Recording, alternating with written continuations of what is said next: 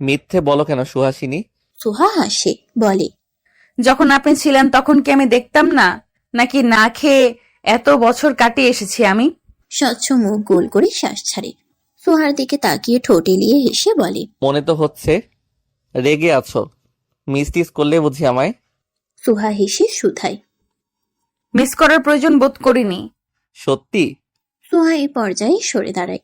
রুমের দিকে পা বাড়িয়ে যেতে যেতে বলে ওঠে, মিথ্যে বললে লাভ? স্বচ্ছ ফ্যাল করে চেয়ে থাকে। আবারও তার বউ রেগে গিয়েছে, আবারও আগের ফর্মে। কিভাবে রাগ ভাঙাবে?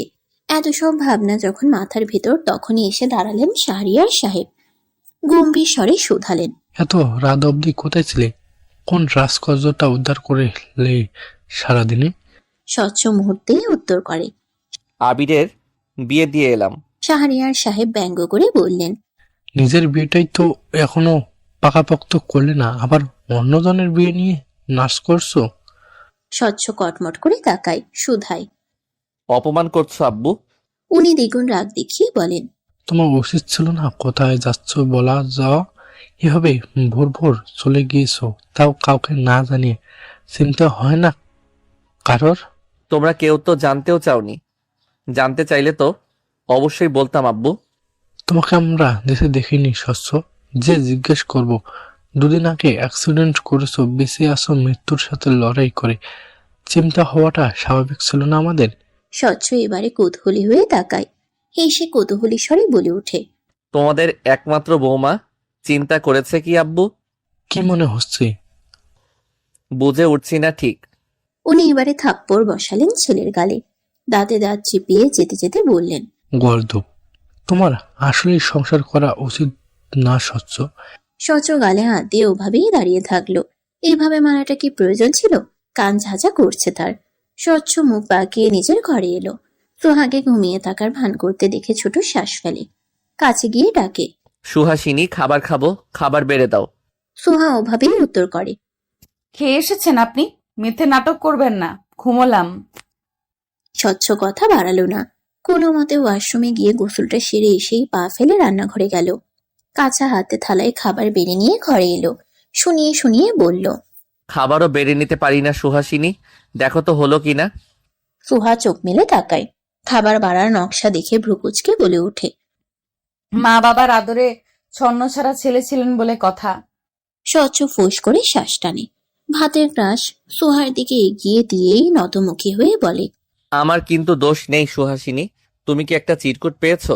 রেখে গিয়েছিলাম আমি পানির গ্লাসের নিচে। কথাটা বলে স্বচ্ছ আঙ্গুল উঁচিয়ে দেখাতেই সোহা সেদিকে তাকায়। চিরকুটি তো।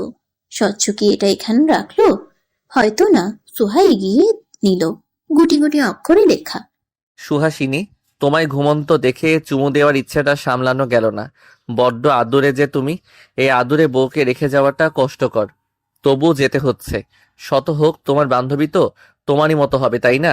আমার বন্ধুটিকে আজীবন দেবদাস হয়ে কাটানোর প্ল্যান বানিয়েছে। আমি কি তা হতে দিতে পারি? তাই যাচ্ছি, নয়তো বউ ছেড়ে আমি এক পাও নড়তাম না, বিশ্বাস করো। সোহার কেন জানি না শেষের পড়াটুকু পড়ে হাসি পেল, কিন্তু হাসলো না। গম্ভীর মুখ করে স্বচ্ছর বাড়িয়ে দেওয়া খাবারটুকু মুখে নিল শুধু। স্বচ্ছ নিজেও মুখে খাবার নিল। বলল, আমাদের বিয়ের কত বছর হলো সুহাসিনী? সোহা মুহূর্তেই প্রশ্ন ছুড়ে। হুট করে এই প্রশ্ন? স্বচ্ছ মুখটা ফাটা বেলুনের ন্যায় করে বলে, কারণ এত বছরেও আমার বাসর করা হলো না। তখন মধ্যরাত। ছুটি বহুক্ষণ ধরেই আবিরের দিকে শুকনো নজর ফেলে চেয়ে আছে। কি সুন্দর ফুলগুলো এক পাশ করে টান টান হয়ে কপালে হাত রেখে শুয়ে আছে ছেলেটা, যেন সে ছাড়া এই ঘরে আর দ্বিতীয় কোনো জীব অবস্থিত নেই। ছুটে বেশ কিছুটা সময় সেভাবে চেয়ে থাকে। বড্ড ঘুম পাচ্ছে তার। মাথাটা যন্ত্রণা হচ্ছে যে বড্ড। শরীর চাপিয়ে কেবল ক্লান্তি। ছুটে আচমকাই ফুসফুস শ্বাস টানলো। তার অকারণেই কান্না পাচ্ছে। কেন পাচ্ছে বোধহয় সে নিজেও জানে না। চোখ টলমল করছে। এই মুহূর্তে এসে দাঁড়িয়ে তার নিজেকে একটা খেলার পুতুল পুতুল লাগছে কেবল। সামনের পুরুষটির প্রতি চাপা খুব কাজ করছে। কান্নায় টলমল করছে চোখ। হয়তো যে কোনো সময়ই কেঁদে ফেলবে। তাই তো দ্রুত পায়ে ব্যালকনিতে গিয়ে দাঁড়ায়। নীরবে চোখের পানি ফেলে বহুটাক্ষণ। কাঁদতে কাঁদতে ফুপিয়ে উঠতে আচমকা টের পেল তাকে কেউ কোলে তুলে নিচ্ছে। ঘটনার আকস্মিকতায় হতবিহ্বল হয়ে যখন ভয়ে চোখ কুঁচকে নিবে তখনই বোধ হলো এটা আবির। কোলে তুলে এনে বিছানায় রেখে নিজেও শুয়ে পড়লো অন্য পাশে। একদম অনাকাঙ্ক্ষিত ভাবেই মুখ ঘেঁষে রাখলো ছুটির ঘাড়ে। দুই হাতে জড়িয়ে নিয়ে সেভাবেই চোখে বুঝে নিয়ে শাসিয়ে বলে ওঠে, এভাবে ফ্যাস ফ্যাস করে কেঁদে কি বুঝতে চাইছিস? আমি তোকে মেরেছি, অত্যাচার করেছি? চুপচাপ ঘুমা বেয়াদব। ছুটি তখন যান্ত্রিক রোবটের মতো তাকিয়ে থাকলো অন্যদিকে। কি হচ্ছে? আমির ভাই তাকে জড়িয়ে ধরেছে, ঘাড়ে মুখ ঘেঁষছে, অথচ তার কোনো অনুভূতি হচ্ছে না। ছুটি জড় পদার্থের ন্যায় শুয়ে থাকলো চোখ গোল গোল করে। তখনও আবিরের বাহু বন্ধনীতে অবস্থান তার। যেন এই মুহূর্তে তার চলাফেরার বোধটুকু তার চলন ফেরনের বোধটুকু সে হারিয়েছে। ঠিক মিনিট কয়েক পরই সে যেন বোধ ফিরে পেল। সামান্য ফিরে আবিরের দিকে চাইল কেমন চোখে। তখন মুখে কান্নাগুলো শুকিয়ে এসেছে, যেন মলিনতা ঢেকে রেখেছে সারা মুখ। ছুটির বড্ড জানতে ইচ্ছে হয় আবির ভাইকে, কি তার মনে। যদি রাহাকে ভালোবেসে থাকে তবে বিয়েটা কেন করলো তাকে? ছুটি শুকনো ঢোক গিলে কিয়ৎক্ষণ তাকিয়ে থেকে প্রশ্ন ছুড়ে, আবির ভাই, বিয়ে করার পেছনে আসল উদ্দেশ্যটা কি বলুন তো? আমি সত্যিই জানতে চাই। আবির তখনও চোখ বুঝেই থাকলো। জেগে আছে অথচ নড়চড় হলো না, শুধু আলিঙ্গনটাই দৃঢ় হলো। গম্ভীর স্বরে উত্তর করলো, তুই জানতে চাইলেই যে জানবো, আমি কোথাও লেখা আছে এমনটা? ছুটি ছোট শ্বাস টানে। আবির যেন একেবারে গায়ে সেটে আছে ভেবে হাঁসফাঁস করে। এবারে সরার চেষ্টা করবে কি করবো না ভাবতে ভাবতেই বলে, আপনি হয়তো নিজের স্বার্থে বিয়েটা করছেন, কিন্তু প্রয়োজনটা কি ছিল জানতে পারবো না আমি? আবির এই পর্যায়ে চোখ খুলে ছুটির দিকে তাকিয়ে নীরব দৃষ্টি ফেলে। অথচ সেই দৃষ্টিই যেন ছুটিকে নীরব সতর্ক বার্তা উপহার দিল। শাসালো নিভৃত্তে অতি শান্ত শীতল দৃষ্টি ফেলেই ছুটির থুতনিতে আঙ্গুল বুলিয়ে শুধায় আবির। সত্যি জানিস না? ছুটি কাটকাট হয়ে তাকায়। থুতনিতে আঙ্গুল বুলানোর দরুন শরীরে শিরশির করছে তার, সাথে শখের পুরুষের মারাত্মক দৃষ্টি খাতা। একটু লালচে হয়ে আছে চোখ জোড়া, দৃষ্টিতে যেন সহস্র প্রেম লুকিয়ে। ছুটি নজর সরিয়ে দ্রুত শুধায়, জানলে এতক্ষণ বুঝতে পারতাম, অথচ আজ এতক্ষণ ভেবে আমি উত্তর পাইনি। আবিরের রাগ হয় এই পর্যায়ে। সে যে ছুটিকে ভালোবাসে এটা ছুটি বুঝে না, এতকালেও বুঝেনি, এমনকি আজকের পরেও না। মেয়েটা নিশ্চয় এতটাই বোকা নয়। আবির রাগে ক্ষোভে থুতনি চেপে বলে, তো ওই ছেলের সাথে বিয়ে হলে উত্তর খুঁজে পেতি? ওই ছাগলের প্রতি খুব দরদ না? আমায় চর মারতেও হাত কাঁপেনি, তাই না? আবির ফের সরাসরি নজর ফেলে শাসিয়ে বলল, খুব দরদ না? অনুভূতি এসেছে ওই ছেলের প্রতি, অথচ এতকাল তো আমায় ভালোবাসতি বলতি, নাটক করতেই সেসব। ছুটিও তা ছিল হাসে শুধায়, আপনার নাটক করে ভালোবাসতে পারেন আবির ভাই, আমি পারি না। আমিরও বাঁকা কণ্ঠে শুধায়, তাই নাকি?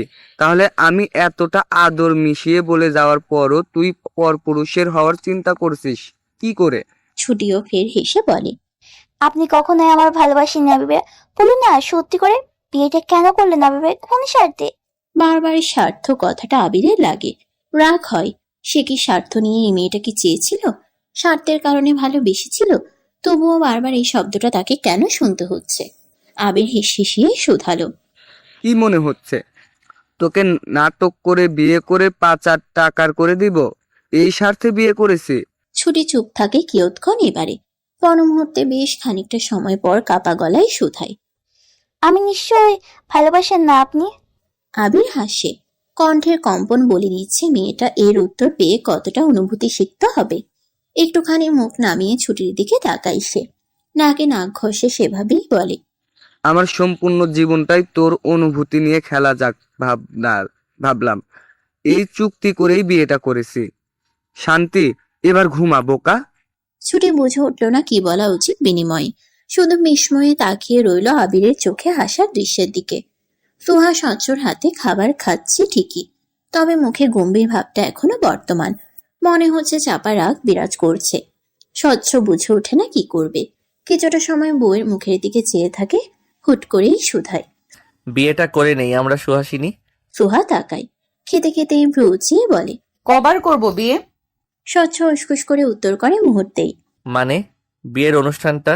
সুহা তাকায় স্বচ্ছর দিকে, ছোট শ্বাস ফেলে জানায়, প্রয়োজন কি? স্বচ্ছর মুখ চুপসে যায়। ফাটা বেলুনের মতো মুখ করে বলে ওঠে। বিয়ে বিয়ে ফিলিংস দেখাতে হবে না? আগের বার বিয়েটা তো এমনিই করেছিলাম। সোহা মুহূর্তেই উত্তর করলো তারা স্বরে। বলেছিলাম এমনি করতে। স্বচ্ছ ফুস করে শ্বাস ফেলে। এই মেয়ে দেখছে ভালোই লেগে আছে, কি করে রাগ কমাবে বুঝে ওঠে না। শান্ত গলায় সুহার ঠোঁটে লেগে থাকা ঝোলটুকু মুছে দিতে দিতে বলে। তখন তো জানতাম না এই মেয়েটাতে আমি ফেসে যাব এত কঠিন ভাবে। ফেসে যেতেও বলিনি। স্বচ্ছ হাত ধুয়ে খাবার প্লেটটা রেখে দেয় ততক্ষণে। ফের বিছানায় বসতে বসতে তোয়ালেতে হাত মুছে। অতঃপর সুহার গাল আগলে ধরে বলে। বলনি, কিন্তু দুর্ভাগ্যবশত ফেসে তো গেলামই। কি করি বলো? যাই শাস্তি দাও, মাথায় পেতে নিব সুহাসিনী। বিনিময়ে ভালোবাসা দাও। সুহার হাসি পায়, তবে হাসে না। স্বচ্ছর মুখের দিকে তাকিয়ে বলে ওঠে। সারাদিন টুই টুই করে রাত দুপুরে কাব্যিকতা দেখাচ্ছেন? প্রশ্ন ছড়ে পড়ছে এখন। স্বচ্ছ ঠোঁটে ঠোঁট চেপে শুধায়। এমন একটা বউ থাকলে প্রেম ঝরে পড়বে না? দেখলেই তো ইচ্ছে হয় প্রেমে পড়ি, কিন্তু কপাল দেখো, বউ পেয়েছি 4 বছর, অথচ বউকে কাছে পাওয়া হলো না আমার এখনো। সুহা মুহূর্তেই শুধালো। এইসবই চিন্তা করছিলেন এতক্ষণ? স্বচ্ছ হাসে দাঁত কেলিয়ে। একদম আচমকাই মাথাটা এলিয়ে দেয় সুহার কোলে। আঁকড়ে ধরে সুহার কোমর। মাথা গিয়ে ঠেকে সুহার পেটে। শান্ত স্বরে শুধায়। আবির বিয়ে করেছে, ওর বাসরঘর সাজালাম আজ আমি। আর এই দিকে দেখো, আমি নিজেই এখনো বাসর ঘরে পা রাখা তো দূরের কথা, দেখলামই না সুহাসিনী। বিয়ে করলাম 4-4টা বছর। সুহা স্থির বসে রইল। অন্যদিন স্বচ্ছর মাথায় হাত বুলালেও আজ বুলিয়ে দিল না। শান্ত হয়ে বসে থেকে শুধালো। দোষ আমার? স্বচ্ছ বউয়ের রাগ বুঝে আরেকটু শক্ত শক্ত করেই জড়িয়ে ধরল। সুহার হাতটা জোর পূর্বকই রাখে নিজের চুলের ভাঁজে। অথচ তাতেও যখন সুহা আগ্রহ দেখালো না, তখনই অবাধ্য কাজ করে বসলো। হাত গিয়ে ঠেকলো সুহার কামিজের নিচ দিয়ে কোমরের ত্বকে। শুধালো। ভালোবাসলে রাগ কমবে সুহাসিনীর? সুহা কথাটা শুনেই নীরবে তাকায়। টলমল করে তার চোখ জোড়া, ঠোঁট জোড়া কাঁপছে অকস্মাৎ। মনে হয় অভিমানটুকু একটু আদরে সর পেয়ে গলতে যাচ্ছে। সুহা কান্না দমালো না। কম্পমান ঠোঁট জোড়া চেপে রেখে কাপা স্বরে শুধালো। আপনার ভালোবাসার প্রয়োজন নেই। সারাদিনে এতগুলো ফোন কল, এতগুলো মেসেজ আপনার চোখে পড়েনি স্বচ্ছ? আপনি খুবই দায়িত্বহীন প্রেমিক। স্বচ্ছ এই পর্যায়ে সুহার দিকে তাকিয়ে ঠোঁট চেপে হাসে। সুহার টলমল করা আখিদ্বয় কম্পমান ঠোঁটের দিকে চেয়ে নির্নিমেষ। তারপর হুট করেই যেন কি হলো তার, উঠে বসলো স্প্রিং এর ন্যায়। মেয়েটার মুখ আগলে নিয়ে সর্বপ্রথম চুমু বসালো লাল হয়ে ওঠা নাকের ডগায়। পর মুহূর্তে কপালে চুম্বন এঁকে শুধায়। প্রয়োজন না থাকলেও ভালোবাসবো, এবং আমার ভালোবাসা অবশ্যই নিতে হবে তোমায়, বুঝলে সুহাসিনী? না করার সুযোগ হবে না। সুহা সেভাবেই কেঁদে উঠে অভিযোগ জানিয়ে বলতে লাগলো। সারাদিন চিন্তায় রেখে ভালোবাসা দেখাবেন না, এটাকে ভালোবাসা বলে না। বাকিটুকু বলার অবশ্য সুযোগ হলো না মেয়েটার। এর আগেই নিজের ঠোঁট জোড়ার অস্তিত্ব টের পেল একজোড়া পুরো ঠোঁটের দখলে। অতি নিকটে যে পুরুষটি, সে পুরুষটিরই উন্মত্ত ঠোঁট জোড়ার অধীনে। সোহার চোখ ভেজা। ভেজা চোখ জোড়া বন্ধ হতেই স্বচ্ছ কিছুটা সময় পর ঠোঁট ছেড়ে চুমু আঁকে সোহার ভেজা চোখের পাতায়। বিড়বিড়িয়ে বলে। তুমি ভুল, এটাকেই ভালোবাসা বলে সুহাসিনী। আশপাশের আবহাওয়া ঠান্ডা, স্নিগ্ধ পরিবেশ। সূর্য তখনই নিজের উত্তাপের পরিচয় দেয়নি ধরনের বুকে। আশপাশে তখন ফুরফুরে হাওয়া। সময়টা তখন বেশ সকালের। আর এই সকাল সকালে নিজের বাবার সাথে হাঁটতে বের হলো স্বচ্ছ। বের হওয়ার পেছনে অবশ্যই তার একটা নিখুঁত উদ্দেশ্য আছে। স্বচ্ছ বাবার সাথে হাঁটতে হাঁটতে হাসে। রাস্তা দিয়ে এক মেয়ে তার দিকে তাকিয়ে থাকাতে বাবাকে ইঙ্গিত দিয়ে বলে। দেখলে আব্বু, মেয়েরা কিভাবে আমায় দেখে? এভাবে হলে তো আমার বউ কষ্ট পাবে বলো। শাহরিয়ার সাহেব দাঁতে দাঁত চেপে চাইলেন, ঠোঁট চেপে বললেন। নিজেই তো নিজের বউকে 1000টা কষ্ট দাও, তার বেলায়? স্বচ্ছ নিজের তাগিদেই হাঁটতে হাঁটতে ভাব নিয়ে শুধায়। বউকে কষ্ট দিলে সে কষ্ট মুছে নিতেও পারবো আমি। তুমি বারবার এটা মনে করিয়ে কি বোঝাতে চাও? আমি আমার বউকে কেবল কষ্টই দেই, ভালোবাসি না? শাহরিয়ার সাহেব এবারে চোখ গরম করে তাকালেন। রাগত স্বরে বলে উঠলেন। থাপ্পড়ে গাল লাল করে দিব বেয়াদব।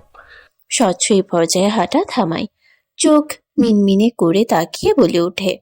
আব্বু, আমার মনে হয় বিয়েটা আবার করা উচিত। পাড়া মহল্লার অর্ধেক মানুষ এখনো জানেই না যে স্বচ্ছ বিবাহিত। জানলে কি মেয়েরা তাকিয়ে থাকতো বলো? শাহরিয়ার সাহেবের এই পর্যায়ে রাগে ফেটে পড়ার জোগাড় হলো যেন।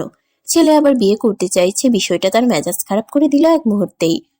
গম্ভীর স্বরে টান টান গলায় বললেন তিনি। সরাসরি বলো যা বলার। স্বচ্ছ দাঁত কেলিয়ে হেসে শুধালো। বিয়ে বিয়ে অনুভূতি নিতে চাইছি আবার। কথাটা বলার সাথে সাথেই স্বচ্ছর গালে দানবীয় এক চড় পড়ল, যেন কান ঝাঁঝা করে উঠল এক মুহূর্তেই। শাহরিয়ার সাহেব স্থান কাল ভুলে ছেলেকে চড় মেরেই বলে উঠলেন। শুয়োর জন্য পাগলামি করে এখন অন্য কাউকে বিয়ে করতে চাচ্ছ বেয়াদব? তুমি আসলেই একটা অকর্ম আর কুৎসিত মনের সন্তান। আমার সম্মান ডুবাতে। স্বচ্ছ মুহূর্তেই গালে হাত রেখে উত্তর করে। তোমার বৌমাকেই তো বউ হিসেবে চাইছে আব্বুজান, শুধু শুধু চটটা মারলে। এইবারে রাগ কমলো বোধহয় শাহরিয়ার সাহেবের। থমথমে মুখে বললেন। গদ্দুবের মতো কথা বলো কেন? স্বচ্ছ হাসে বলে। বউকে বউ সাজে দেখা হয়নি সেবার ভালো করে, এখন দেখতে চাইছি খুব করে। ব্যবস্থা করো আব্বু। চলে গিয়েছিলে কেন সেবার? করবো না ব্যবস্থা? সেবার সংসারটা করলে এতদিন নিশ্চয়ই আমার বাসায় দুটো খুদের নাতি নাতনির মুখ দেখতাম আমি। স্বচ্ছ আফসোস সুরে শুধায়। আব্বু, ব্যবস্থা না করলে তোমার নাতি নাতনি পেতেও দেরি হবে। তুমি বুঝো এবার কি করবে। কথাটা শুনে শাহরিয়ার সাহেব কেসে উঠলেন, চোখ রাঙিয়ে বললেন। বেয়াদব কোথাকার, মেরে মুখ ভেঙে দেওয়া উচিত তোমার। খারাপ কি বলেছি? আমি আসার পর থেকে তোমরা যা নিষ্ঠুরতা আমার সাথে দেখাচ্ছ, মনে হচ্ছে তুমি কোনোদিন বউয়ের পিছনে ছুটোনি।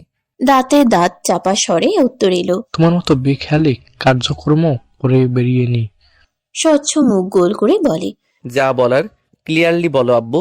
তুমি আমার আনুষ্ঠানিক বিয়ে, আনুষ্ঠানিক বাসরের ব্যবস্থা করতে চাইছো না, তাই তো? শাহরিয়ার সাহেব এই পর্যায়ে ছেলে নির্লজ্জতা দেখে দ্রুত হাঁটলেন, যাতে ছেলের থেকে এগিয়ে যায়। যেতে যেতে বললেন। চুপ, সুহার দাদার সাথে কথা হবে। স্বচ্ছ যখন বাসে ফিরল দেখতে পেল সোফায় বসা তিহানকে। সাথে অবশ্য বসে আছে রোহানও, হাতে মিষ্টির প্যাকেট। স্বচ্ছকে দেখা মাত্রই রোহান দাঁত কেলিয়ে হেসে উঠে, এগিয়ে এসে একটা মিষ্টি এগিয়ে বলে উঠে। বড় ভাই, মেয়ে দেখতে যাচ্ছে আজ, দোয়া করবেন যাতে বিয়েটা হয়ে যায় আমার, তাহলে অন্তত আপনাকে জ্বালানোর কমাই যদি। স্বচ্ছর মেজাজ চলে ওঠে যেন। কেন জানি না এই রোহান ছেলেটাকে দেখলেই তার মেজাজ খারাপ লাগে, হাত পা নিষ্পিস করে, মুখ চোখ শক্ত হয়ে আসে। এবারেও হলো তা। স্বচ্ছতাও দাঁতে দাঁত চেপে উত্তর করলো। দোয়া করি তোর মতো কুত্তার কপালে যাতে একটা মেয়েও না জোটে। রোহান হাসে ফের বলে। এভাবে বলছেন?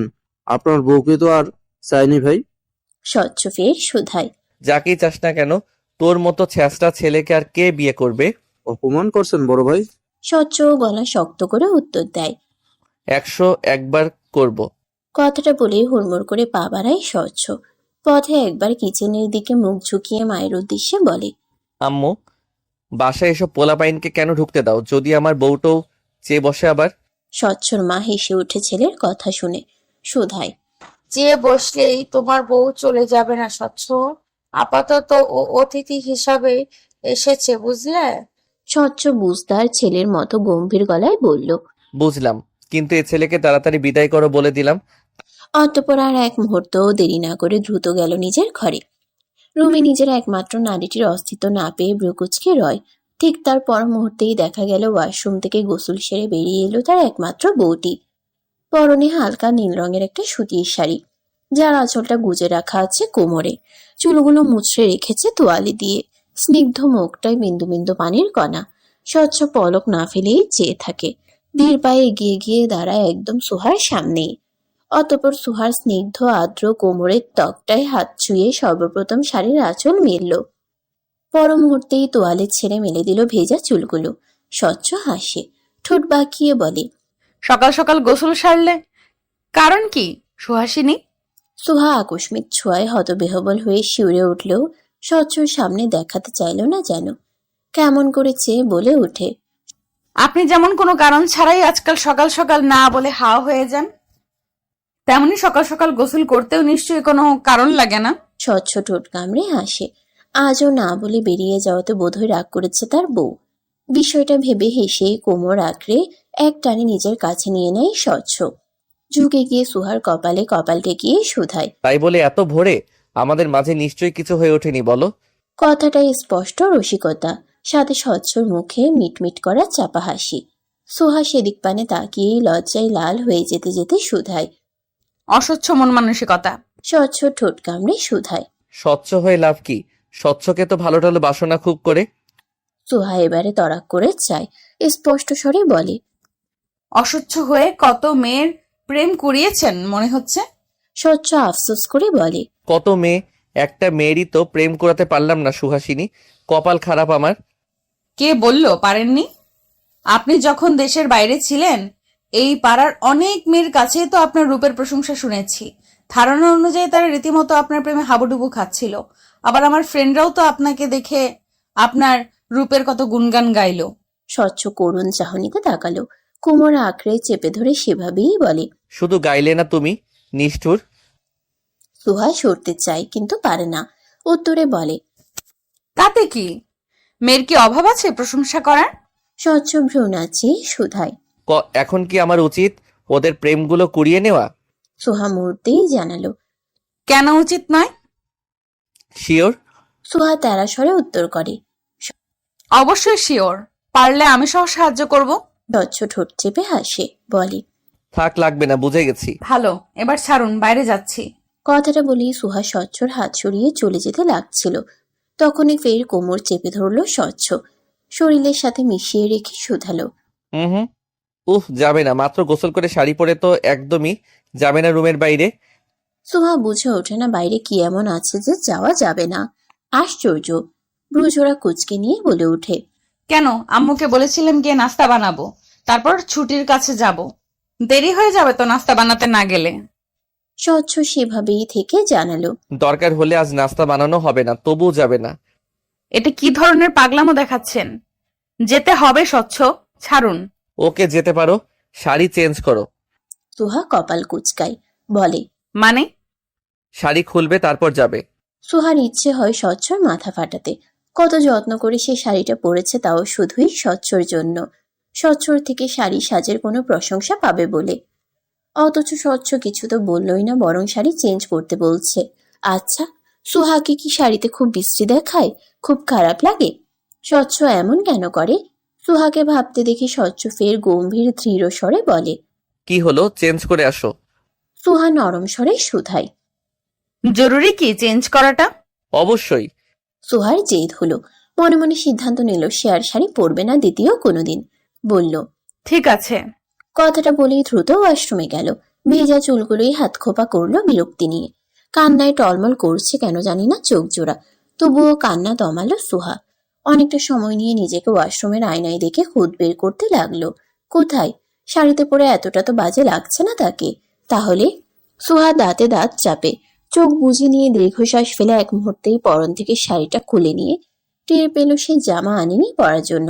হুড়মুড় করেই চলে এসেছে। সোহা ছোট শ্বাস ফেলে এবারে শাড়িটা দিয়ে কোনো রকমে শরীর জড়িয়ে বের হয়ে এলো। উদ্দেশ্য জামা নিয়ে যাওয়া। স্বচ্ছ তা দেখে ভ্রুচিয়ে শুধালো। কি হলো, চেঞ্জ করলে না? সোহা নিরস্বরে উত্তর করে। করছিলাম, ড্রেস নিয়ে যাইনি এই কারণে। কথাটা বলেই আলমারি থেকে ড্রেস নিতে যায়। স্বচ্ছ তাকিয়ে দেখে সোহা কোনোভাবে শাড়িটা জড়িয়েছে কেবল। পিঠময় এবং পেটের কিছুটা অংশ দৃষ্টিতে আসছে, যার দরুন স্বচ্ছ হাসে। শুকনো ঢোক গেলে ততক্ষণে দু একবার নজর সরিয়ে পর মুহূর্তেই কি বুঝে এগিয়ে গেল। আচমকায় সোহার পেছনে গিয়ে কানের কাছে ফিসফিস স্বরে বলে। তুমি বোধহয় খেয়াল করনি যে তোমার পিঠময় শাড়ি জড়াওনি সুহাসিনী। কথাটা বলেই সোহাকে কোলে তুলে স্বচ্ছ, আর তখনই কোনো রকমে জড়িয়ে রাখা শাড়িটা গড়িয়ে পড়ল ফ্লোরে। মুহূর্তে ব্লাউজের নিচাংশে দৃশ্যমান হলো সোহার ফর্সা পেট। স্বচ্ছ হাসে সেদিকে তাকিয়ে। কিছু বলতে নিতেই সোহা দ্রুত হাত রাখে স্বচ্ছের চোখে, বলে। এবার কিন্তু খারাপ হয়ে যাবে স্বচ্ছ। চেঞ্জ করতে বলেছেন, করতেই নিচ্ছি। স্বচ্ছ ঠোঁট চেপে হাসি কিছুই বলে না। ওভাবেই সোহাকে বিছানায় নিয়ে গিয়ে শোয়ালো। নিজেও কিছুটা ঝুঁকে গিয়ে সোহার কানের কাছে চুলগুলো ফু দিতেই সোহা বলে। কি করছেন? স্বচ্ছ ঠোঁট ছোঁয় সোহার গালে, কানের কাছে কেমন করা স্বরে বলে। নিজেকে সামলানো কঠিন ঠেকছে আজকাল। কি করা উচিত আমার? সামলানো নিজেকে, নাকি যা মন চাচ্ছে তাই করা? স্বরটা কেমন ঠেকে, কণ্ঠটা অন্যদিনের তুলনায় ভিন্ন। সোহার লোমকূপ অব্দি শিহরিত হয়। কিছুটা কম্পিত স্বরে শুধায়। হুম হুম। স্বচ্ছ এবারে গভীর দৃষ্টিতে তাকায়, বলে। তোমাকে প্রয়োজন সুহাসিনী। এবারে সুহার কথা আসতে চাইল না। বুকের ভেতরে তীব্র কম্পন, সব ঝগড়া কঠিন স্বর তখন মিয়ে গেছে বহু কষ্টে, তবুও শুধালো। কি? স্বচ্ছ মুহূর্তেই মুখ ডুবায় সুহার গলার দিকে। নিজের ঠোঁটের এবং খোঁচাদারির স্পর্শ সুহার গলার দিকে জানান দিতে দিতে শুধায়। তোমার মাঝে হারাতে। ঠিক তখনই বাইরে থেকে স্বচ্ছর মায়ের ডাক শোনা গেল। সোহা, সুহা চোখ গোল গোল করে তাকায়, সচেতন স্বরে বলে ওঠে। আম্মু ডাকছে। স্বচ্ছ নড়েচড়ের নাম নেই, সেভাবেই মুখ ডুবিয়ে আছে সুহার গলায়। নিজের মনোযোগ থেকে এটুকুও না সরে বরং বলে। আম্মু জানে তার পুত্রবধূ এখন ব্যস্ত থাকবে। সুহার তখন মরণ দশা যেন, চোখ বুঝে আছে, পুরুষালী অধরের স্পর্শে অজানা অনুভূতির যোগান। তবুও রোধ হওয়া কণ্ঠস্বরেই জানায়। ছেড়ে দিন। স্বচ্ছ মুখ তুলে তাকায়, ঠোঁট কামড়ে বলে। ছেড়ে দিব? সোহা ঘন ঘন শ্বাস ফেলছে, অস্থির ঠেকছে তার, বলল। বাইরে যাব আমি। সুহা বাঁকা হাসে, বলে। আমায় এভাবে সিরিয়াস করে যাব আমি বলাটা মানাচ্ছে সুহাসিনী? কথাটা বলেই স্বচ্ছ ফের ঠোঁট ছোয়ালো সুহার গলায়। দু একটা চুম্বন এঁকে শক্তপোক্ত এক কামড় বসাতে ও পাশ থেকে দরজার আওয়াজ আসলো, শোনা গেল। ভাইয়া, স্বচ্ছর মেজাজ খারাপ লাগে, ওভাবে থেকেই বলে। কি? ভাবির বান্ধবীরা এলো তো, সুইটি আপুর বাসায় যাবে না, ওই কারণে আম্মু বলল ডেকে দিতে। স্বচ্ছ বিড়বিড় স্বরে শুধায় এবারে। খালি ডিস্টার্ব? কথাটা বলেই ভদ্র বাচ্চার মতো উঠে দাঁড়ালো সে। দরজা খুলে নিয়ে সিয়াকে দেখে যেতে যেতে বলল। তোর ভাবি আসছে, যা। সিয়া তবুও গেল না, যেন খবরটা তার ভাবিকে দেওয়া লাগবেই লাগবে। পা বাড়িয়ে রুমে আসতেই দেখা গেল সুহা শাড়ি পরার চেষ্টা চালাচ্ছে। সিয়া মিনমিনে স্বরে জানায়। ভাবি, তুমি শাড়ি পরছো? সুহা কোনো কিছু না করেও চোরের মতো থাকলো। লজ্জায় গা লাল হয়ে আসছে অকারণেই। এই যে সিয়াকে দেখলো, এখনো মনে হচ্ছে সে ধরা পড়ে গিয়েছে। সাক্ষাৎ চোর যেন সে। সুহা কাপা স্বরে বলল। হুম হুম। শাড়ি পরতে পারছিলাম না আসলে, তাই। সিয়া মেনে নিল। পর মুহূর্তেই বোম ফাটানোর ন্যায় বলে উঠল। আমার গলায় লাল। সিয়ার পুরো কথাটা শেষ হওয়া লাগলো না, তার আগেই সুহা সেখানটা হাত চেপে ধরলো যেখানটা স্বচ্ছ কামড় বসিয়েছে। দ্রুত তোতলানো স্বরে বলে উঠল। কই? কিছু না কিছু না, পড়ে গিয়ে ব্যথা পেয়েছি। স্বচ্ছ তখন রুমে আসছিল ফের। সুহার মিথ্যে রূপী বোকা বোকা কথা শুনে তার পেট ফেটে হাসি পেল যেন। সিয়া ড্যাপডিপ করে চেয়ে আছে তখনও। পড়ে গিয়ে কেউ গলায় ব্যথা পায়, গলায় লাল দাগ হয়? সিহা অবাক হয়ে বলে। পড়ে গিয়ে গলায় ব্যথা পেয়েছো ভাবি? অদ্ভুত। স্বচ্ছ হাসিতে ফেটে পড়ার অবস্থা, তবুও বহু কষ্টে হাসি চাপিয়ে সিয়াকে শুধালো। না না, তোর ভাবির অ্যালার্জির প্রবলেম তো, তাই এমন হয়েছে। অন্য সব প্রভাতের থেকে আজকের সকালটা ছুটির কাছে ভিন্ন, সম্পূর্ণই আলাদা। আশেপাশের আলোয় তখন আবিরের মুখটা দৃশ্যমান। ছুটির অবস্থান হয়েছে আবিরের বাহু বন্ধনীতে, মাথা গিয়ে ঠেকেছে পুরুষালী বক্ষে। ছুটি নড়চড় করে না।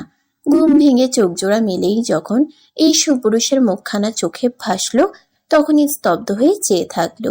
সুন্দর, নিঃসন্দেহে তার চোখে এই পুরুষটি পৃথিবীর সর্বোত্তম সুন্দর পুরুষ। ছুটি ফ্যালফ্যাল করেই চেয়ে থাকে। অল্প নড়চড় করে উপাস ফিরতে নিতেই আবির তার হাতের বন্ধন আরেকটু দৃঢ় করল। ঘুম জড়ানো স্বরে শুধায়। সমস্যা কি? এমন করছেন কেন? ঘুম জড়ানো স্বরটায় অদ্ভুত মাদকতা। ছুটি শুনে তাকায়। আবির তখনও চোখ বুঝে আছে, কোন রকমের জড়তা নিয়ে উত্তর করে। দেরি হয়ে যাচ্ছে, উঠবো। আবির মুহূর্তেই নাকচ করলো কথাটার অর্থ। সেভাবেই দুই হাতে মেয়েটাকে জড়িয়ে নিয়ে শুধায়। এখন না। ছুটি চুপ থাকে এবারে। পর মুহূর্তেই ঘড়ির দিকে চেয়ে বুঝে সময়টা বহু পেরিয়েছে। বেলা 11টা প্রায়। ছি, মানুষজন কি ভাবছে তাকে নিয়ে। ছুটি এই পর্যায়ে ফের বলে। সকাল অনেক হয়েছে, 11টা বাজলো আবির ভাই। আবির চোখ মেলে বিরক্তে কপাল কুচকায়। কিছুটা উপর হয়ে শুয়ে ছুটির এক হাত চেপে রাখে বিছানার সাথে, শুধায়। বাজলে বাজুক, আমার ঘুম শেষ হয়নি আপাতত। সুতরাং তোর কাজ হলো চুপচাপ এভাবেই আরো কিছুক্ষণ আমার সাথে এভাবে পড়ে থাকা। ছুটি ফের বলল। আপনি ঘুমালেই তো হলো আবির ভাই, আমাকে ছেড়ে দিন। আবির হাসে এই পর্যায়ে। ছুটির গালে হাত রেখে পর মুহূর্তেই ঠোঁট ছোঁয়ায় মেয়েটির কপালে।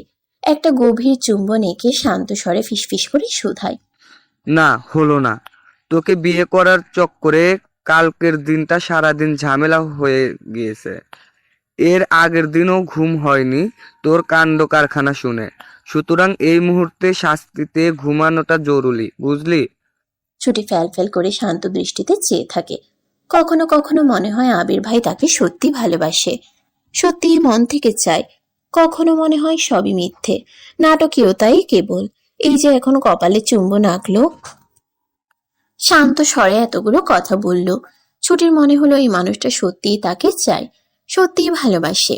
আবির ছুটির তাকানো দেখে স্বল্প হাসে, পরক্ষণেই ফের সন্দেহী স্বরে বলে, তোর এত শাস্তি স্বরূপও হজম হচ্ছে না আমার। আগের মতো মনে মনে কিছু প্ল্যান করে ফেলেছি না তো? সত্যি করে বল। ছুটি তাকিয়ে থাকে, কিয়ৎক্ষণ সময় নিয়ে শুধায়, আমার কাছে এই সংসারটা ভিত্তিহীন লাগছে আবির ভাই। অথচ এক সময় এই সংসারটা কত করে চেয়েছিলাম, কত আশা ছিল আমার এই একটা সংসার নিয়ে। আবিরের সুন্দর মধুর মেজাজটাকে বিগড়ে দেওয়ার জন্য বোধহয় এই দুটো লাইনই যথেষ্ট ছিল। দাঁতে দাঁত চাপে সে, রাগে শরীর চিরবির করলেও অত্যন্ত শান্ত দেখালো তাকে। এক হাতে ছুটির থুতনিটা তুলে ধরলো, শান্ত অথচ ধীরস্বরে শুধায়, এখন নেই। এখন আর আপনার জন্য পাগলামি আসে না আবির। ভালোবাসা মরে গেছে। ছুটি সময় নিয়ে ঠোঁট এলিয়ে হেসে বলে, ভালোবাসা মরেনি, তবে ভালোবাসা প্রকাশ করতে আজকাল আমি খুবই ব্যর্থ। বিশেষ করে আপনাকে বিশ্বাস করতে পারি না। আবির দীর্ঘশ্বাস টানে, বুকের ভেতর কোথাও এই কথাগুলো রক্তক্ষরণ ঘটাচ্ছে। বোধহয় যন্ত্রণা হচ্ছে তার, তবুও শান্ত স্বরে শুধায়। কারণ ছুটি তাচ্ছিল্য হেসে বলে, আমি আপনার প্রতি দুর্বল, আর সেই দুর্বলতা যে আপনি কাজে লাগাচ্ছেন না তার কোন নিশ্চয়তা আমার কাছে নেই। আবিরের রাগটা এবারে প্রকাশ্যে এলো, মুখ চোখ লাল দেখালো, চোয়াল শক্ত করে শুধালো, তো এই কারণে শান্তশিষ্ট মনোভাব দেখিয়ে মনে মনে প্ল্যান করেছিস যে আমায় ছেড়ে চলে যাবে। খবরদার ছুটি, ছেড়ে যাওয়ার কথা ভেবেছিল না। যদি যদি মরে হাত পা ভেঙে বন্দি করে রাখবো, মাইন্ড ইট।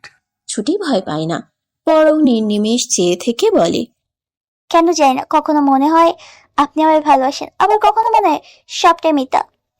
আবিরের নিজের মাথা নিজেই ফাটাতে ইচ্ছে হয়। এত কেন অবিশ্বাস? কেন ছুটি বুঝে না তাকে? এতটাই অবুঝ মেয়েটা? আবির ছোট্ট শ্বাস টানে, বলে, মিথ্যা মনে হওয়ার পিছনে কোনো যুক্তিযুক্ত কারণ বলা। সময় 1 মিনিট। ছুটি বলে, অবহেলা, আর মুখ চোখে সেই বিরক্তি আপনার। আর গুরুত্বহীন ভাবে পড়েছিলাম মাসের পর মাস, বছরের পর বছর।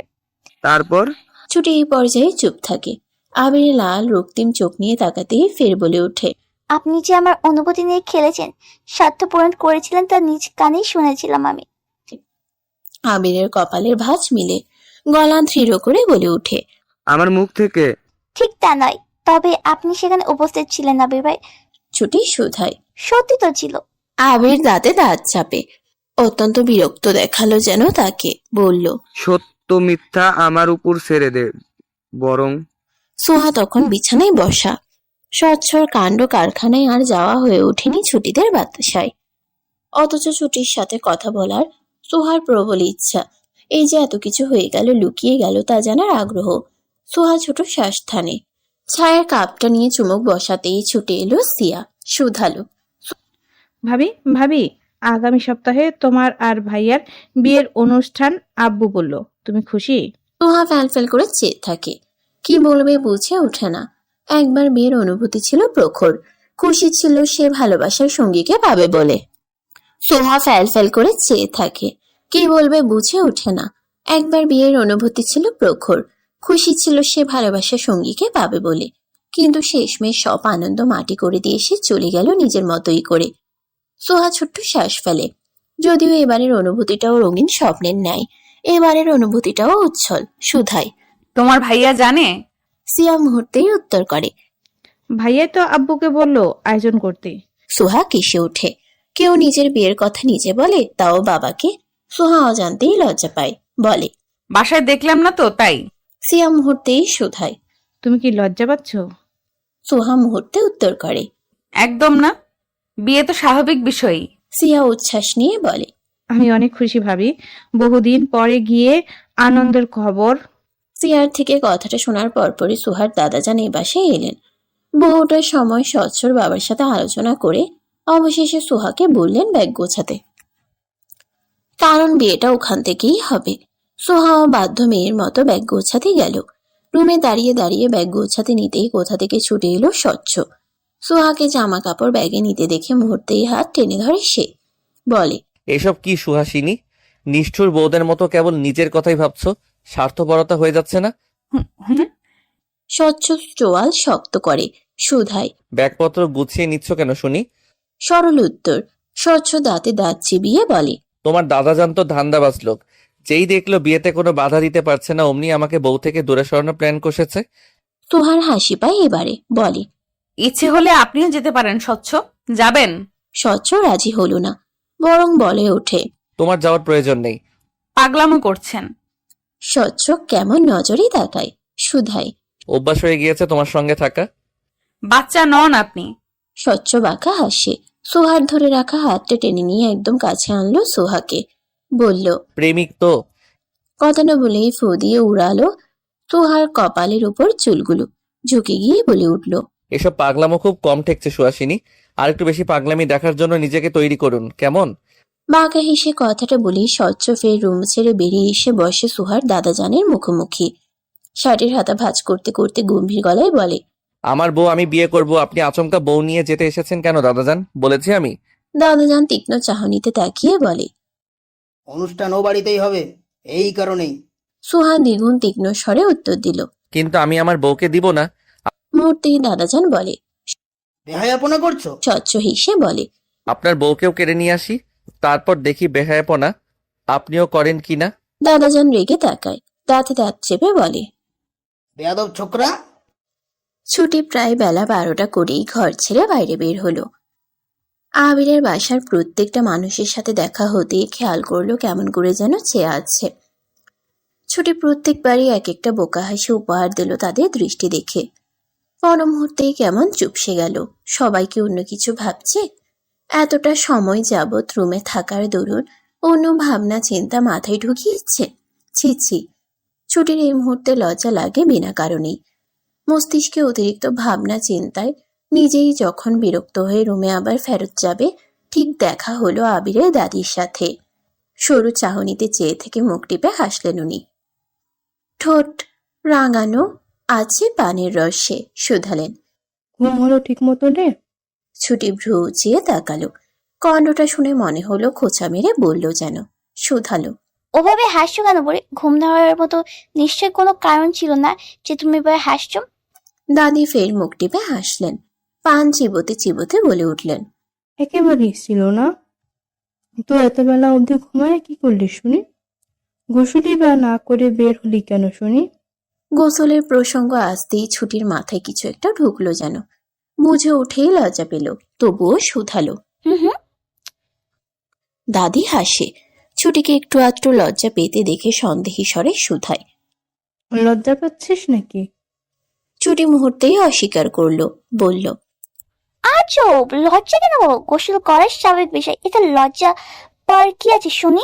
দাদি তবুও হাসে, বলে, আচ্ছা তাহলে যা, জলদি গোসল সেরে আয়। আর হ্যাঁ, আমার দাদু ভাইটিকেও একটু কান ধরে টেনে নিয়ে আসিস বাহিরে।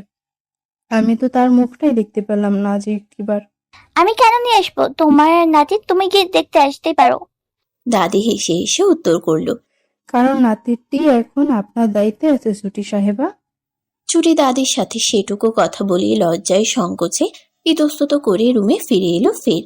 খাটের এক কোণায় বসে ভাবলো আনমনে, সবাই নিশ্চয় এত দেরিতে ঘুম ছেড়ে উঠাতে ভেবে নিয়েছে ওদের মধ্যে কিছু হয়েছে, এবং গোসল সেরে বের না হওয়াতেই বোধহয় সবাই ওভাবে তাকিয়েছিল।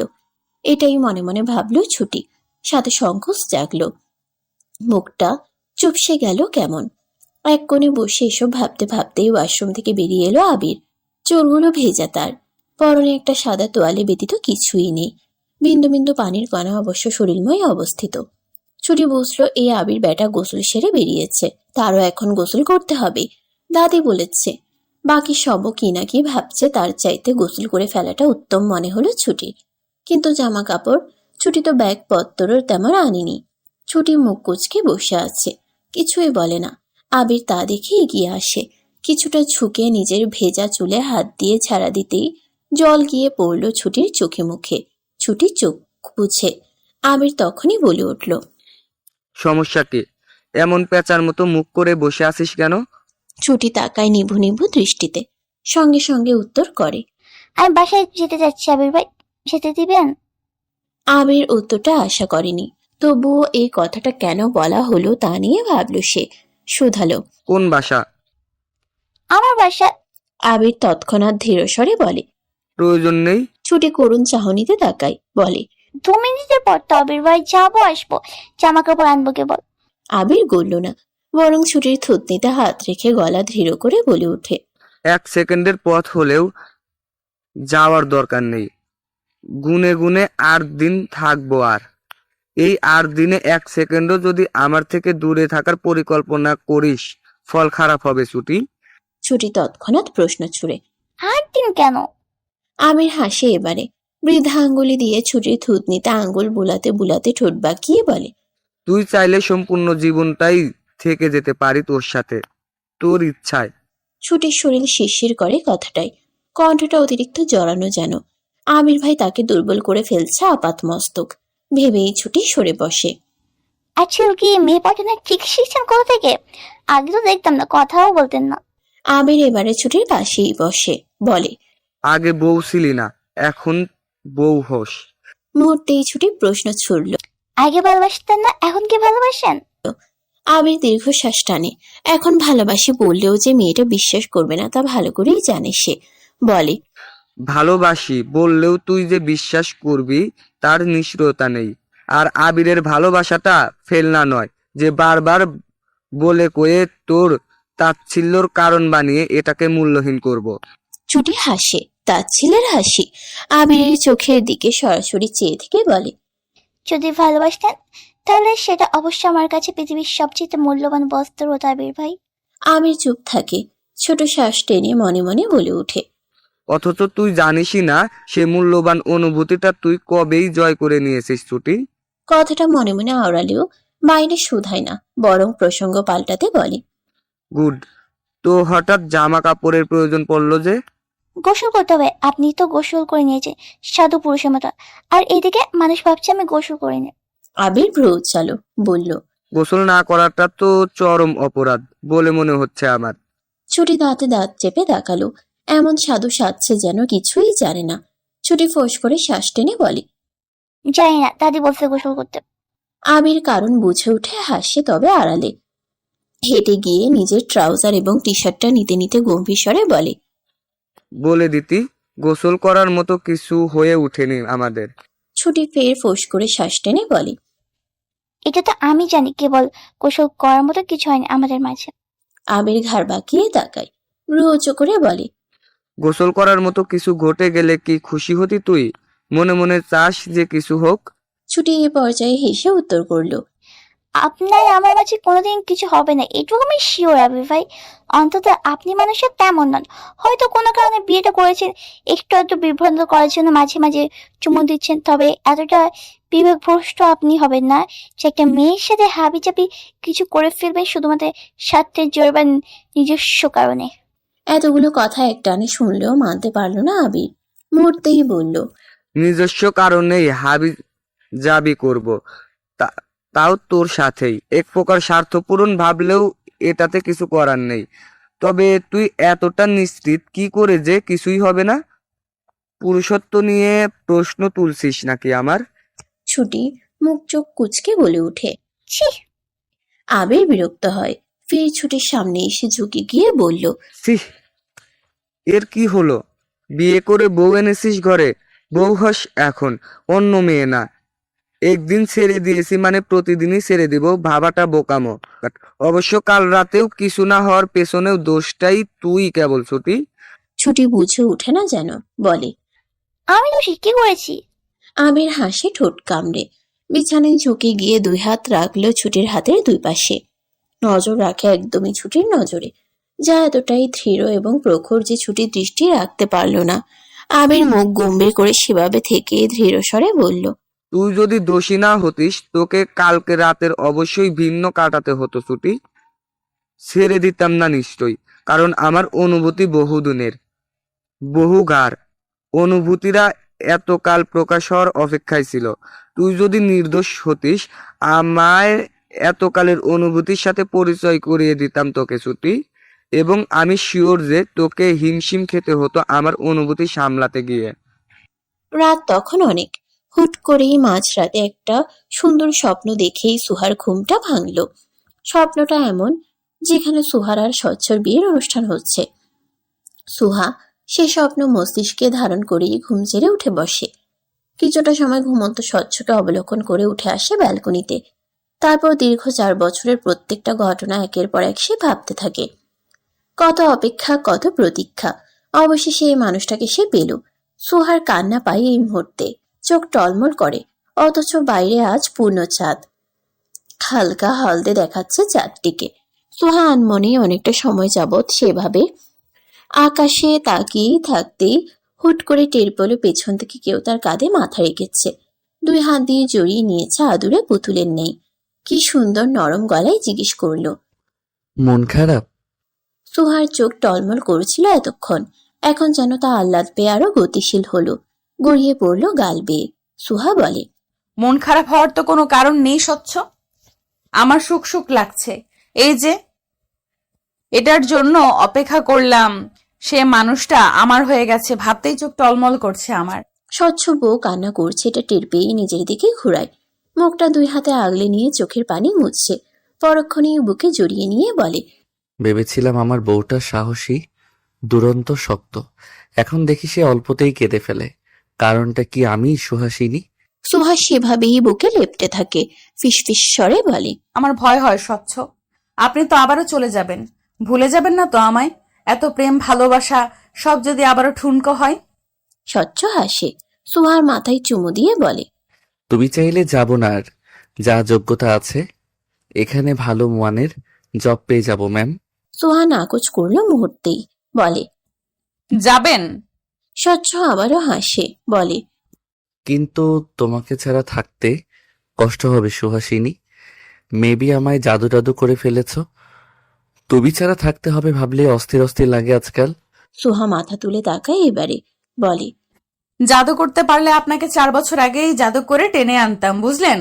কষ্ট সইতাম না এভাবে। স্বচ্ছ ছোট শ্বাস টানে, বলে, দোষটা তোমারই। কি হতো 4 বছর আগে জাদু করে টেনে আনলে? আজকে তাহলে 4 বছরের একটা সংসার হতো আমার। তুমি ভাবতে পারছো সুহাসিনী, বউকে ভালোবাসার দিক দিয়ে আমি 4 বছর পিছিয়ে গিয়েছি। 4টা বছর। জীবন আর কতটুকুই আমার। এইটুকু জীবনে আমি বউয়ের সাথে 4টা বছর কাটাতে পারলাম না। ও মাই গড, 4টা বছর সুহাসিনী, কতগুলো দিন হারিয়ে গেল আমার। সুহা তাকায়, স্বচ্ছর কথা শুনে রুচিয়ে বলে, তো এমন অস্থির হচ্ছেন কেন? স্বচ্ছ চুপ থাকে। হুট করে এই মাঝরাতে পকেট হাতড়ে কল লাগালো তার বাপকে। জানালো বিয়েটা 2-3 দিনের মধ্যেই আয়োজন করতে। শাহরিয়ার সাহেব বোধহয় এতে প্রচুরই বিরক্ত হলেন। একই বাসে থেকেও এই মাঝরাতে এই ছেলেকে কল করে এভাবে এসব বলতে হবে? অনুষ্ঠানটা তো কয়দিন পর হচ্ছেই, তবুও ধৈর্য নেই। অবশ্য ধৈর্য কতটুকুই বা আছে, যে ছেলে কথাটা কাল সকালে বলা যাবে জেনেও এই মাঝরাতেই বাপকে কল করে জানায়, তার ধৈর্য আর কতটুকুই বা হবে। শাহরিয়ার সাহেব এতে প্রচন্ডই বিরক্ত বোঝা গেল। কোন রকমের ছেলেকে 2-3 দিনের মধ্যে অনুষ্ঠান করবেন বলে কল রাখলেন। স্বচ্ছ অবশ্য ওনার বিরক্তিতে গুরুত্ব দিল না, বরং সুহাকে অতি গম্ভীর গলায় বলে, আমি এত সময় পিছাতে চাইছি না। জলদি জলদি বিয়ে করে বউকে ভালোবেসে বাচ্চা কাচ্চার বাবা হয়ে যেতে চাই সুহাসিনী। বয়স তো হচ্ছে বলো। সুহা পুরোটা কাহিনী ফ্যাল ফ্যাল করে দেখল। কি দরকার ছিল এখন কল করে এসব বলার? কি ভাবছেন স্বচ্ছর ভাবা? সুহা উত্তরে কিছুই বলল না। স্বচ্ছ আবারও ফের বলে, সুহাসিনী, বিয়েটা গুনে গুনে আরো 3 দিন এগিয়ে নিব। তোমার দাদাজান নিশ্চয়ই মেনে নিবেন। সুহা ছোট শ্বাস টেনে শুধায়। দাদা কষ্ট পেয়েছেন যেতে দেননি বলে। স্বচ্ছ গুরুত্ব দেয় না, বলে, পেলে পাক, ভিলেইনরা কষ্ট পেলে দুঃখ করতে নেই। সুহা নাক ফুলিয়ে বলল এবারে, কথায় কথায় দাদাকে খারাপ কথা বলাটা বন্ধ করবেন স্বচ্ছ। স্বচ্ছ তখনই দাঁতে দাঁত চেপে বলে, এটা খারাপ কথা? তোমার ওই ভিলেন দাদাজানকে কখন আমি ভুলবো বলো? আমার বউ নিয়ে অন্য কোথাও বিয়ে দিয়ে দিতে চাইছিল। কত বড় হারামি তোমার দাদাজান। সোহার আর স্বচ্ছর বিয়েটা এগিয়ে আনা হলো। একদিনের মধ্যে তড়িঘড়ি করে করা হলো সমস্ত শপিং এর কেনাকাটা। সব কাজকর্ম গোছানো হয়ে গেলেও ঘাটতেরা স্বচ্ছ সোহাকে ঠিক বিয়ের একদিন আগেই ছাড়বে বাবার বাড়ির উদ্দেশ্যে। এর আগে না, সোহা এই নিয়ে কেনাকাটা করে এসে একটা ছোটখাটো ঝগড়াও করে নিয়েছে। অভিযোগ শুধু একটাই, যে নিজের বিয়েতেই নিজে একদিনের জন্য অতিথি হয়ে উপস্থিত থাকবে। স্বচ্ছ অবশ্য নিজের জায়গা থেকে নড়চড় করেনি, যা বলেছে তাই। কাল দুপুরেই দিয়ে আসবে সোহাকে। সোহা এই দুঃখে সন্ধ্যা থেকেই থমথমে রূপ ধারণ করলো। অবশেষে যখন দেখলো পরিবেশ শীতল, বৃষ্টি আসার আগ মুহূর্তটা অনুভব করতে দৌড়ে এলো ছাদে। এসে ভাবতে লাগলো স্বচ্ছর পাগলামোগুলো। এই যে তাকে যেতে দিচ্ছে না, এটাও স্বচ্ছর একটা পাগলামো বই, কিছুই না। সোহা একদিক দিয়ে রাগ করলেও অন্যদিকে হাসে, হাত বাড়িয়ে দিয়ে ছোট শ্বাস ফেলে। এইসব ভেবে পর মুহূর্তেই জিভ দিয়ে ঠোঁট ভিজিয়ে আপন মনে হেসে বলে ওঠে, আপনি একটা পাগল স্বচ্ছ। আপনার মতো একটা পাগল কপালে জুটিয়ে দেওয়ার জন্য অসংখ্য ধন্যবাদ বিধাতাকে। স্বচ্ছ তখন মাত্রই ছাদে এসেছিল সোহাকে খুঁজতে খুঁজতে। বউ যে রাগ করেছে তা সে জানে, কিন্তু রাগ করে কোথায় উধাও হয়ে গেছে তা নিয়েই চিন্তা। তাই তো খুঁজতে খুঁজতে এই অবধি এলো। অথচ আশেপাশে অল্প ঝড়ো হাওয়ার আভাস তখন। আকাশে কালো মেঘে উপস্থিতির দরুন চাঁদের দেখা তো দূর, একটা তারারও দেখা মিলল না। বাতাসে তখন অদ্ভুত কর্দমক্ত বৃষ্টি বৃষ্টি খান। সব মিলিয়ে মুহূর্তটা বৃষ্টির অগ্রিম বার্তার। প্রকৃতি তখন বর্ষণকে বরণ করার প্রস্তুতি নিচ্ছে রমরমা হয়ে। এই এত সুন্দর শীতল পরিবেশটাতে স্বচ্ছর মনটা আরেকটু ভালো হয়ে গেল যখন সে তারই বউয়ের মুখে এমন বিড়বিড় স্বরে কথাটা শুনতে পেল।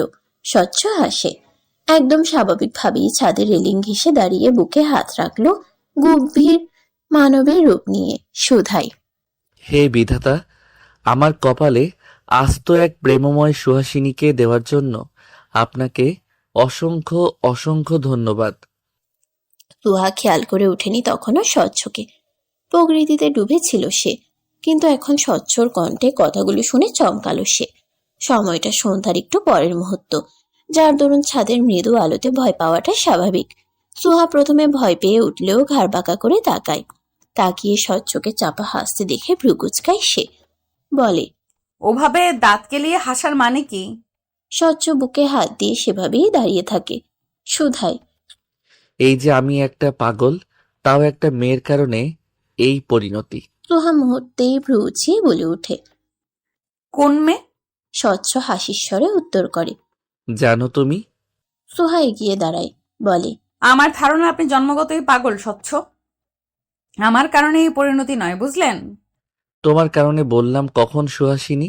সুহা ভ্রু বাঁকায়, প্রশ্ন ছুড়ে। অন্য কেউ? স্বচ্ছ এবারে হাসে, একইভাবে তাকিয়ে বলে, কষ্ট পাবে নাকি অন্য কেউ হলে? সুহা টান টান গলার স্বর।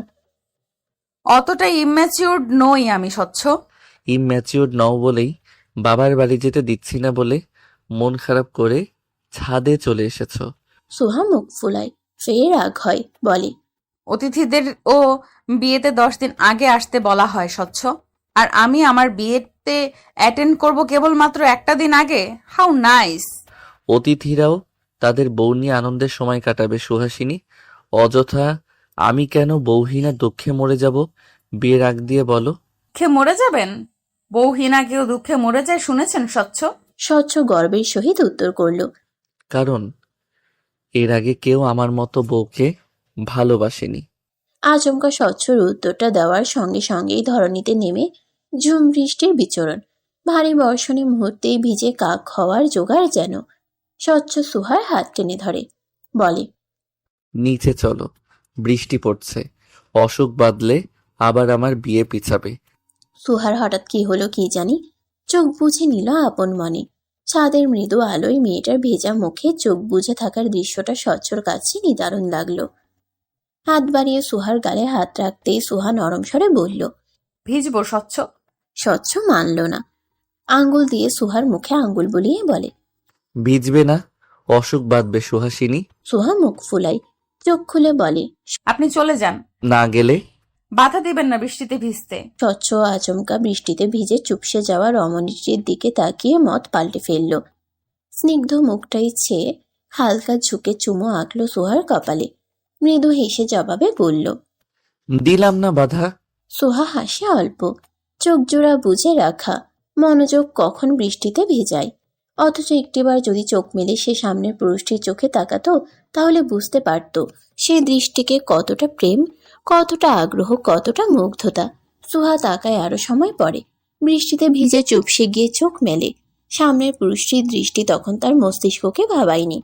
নিজ মনে হাত বাড়িয়ে পুরুষটির ভেজা চুল ছেড়ে দিয়ে বলে, অসুখ বাঁধবে না এখন? ভিজছেন কেন?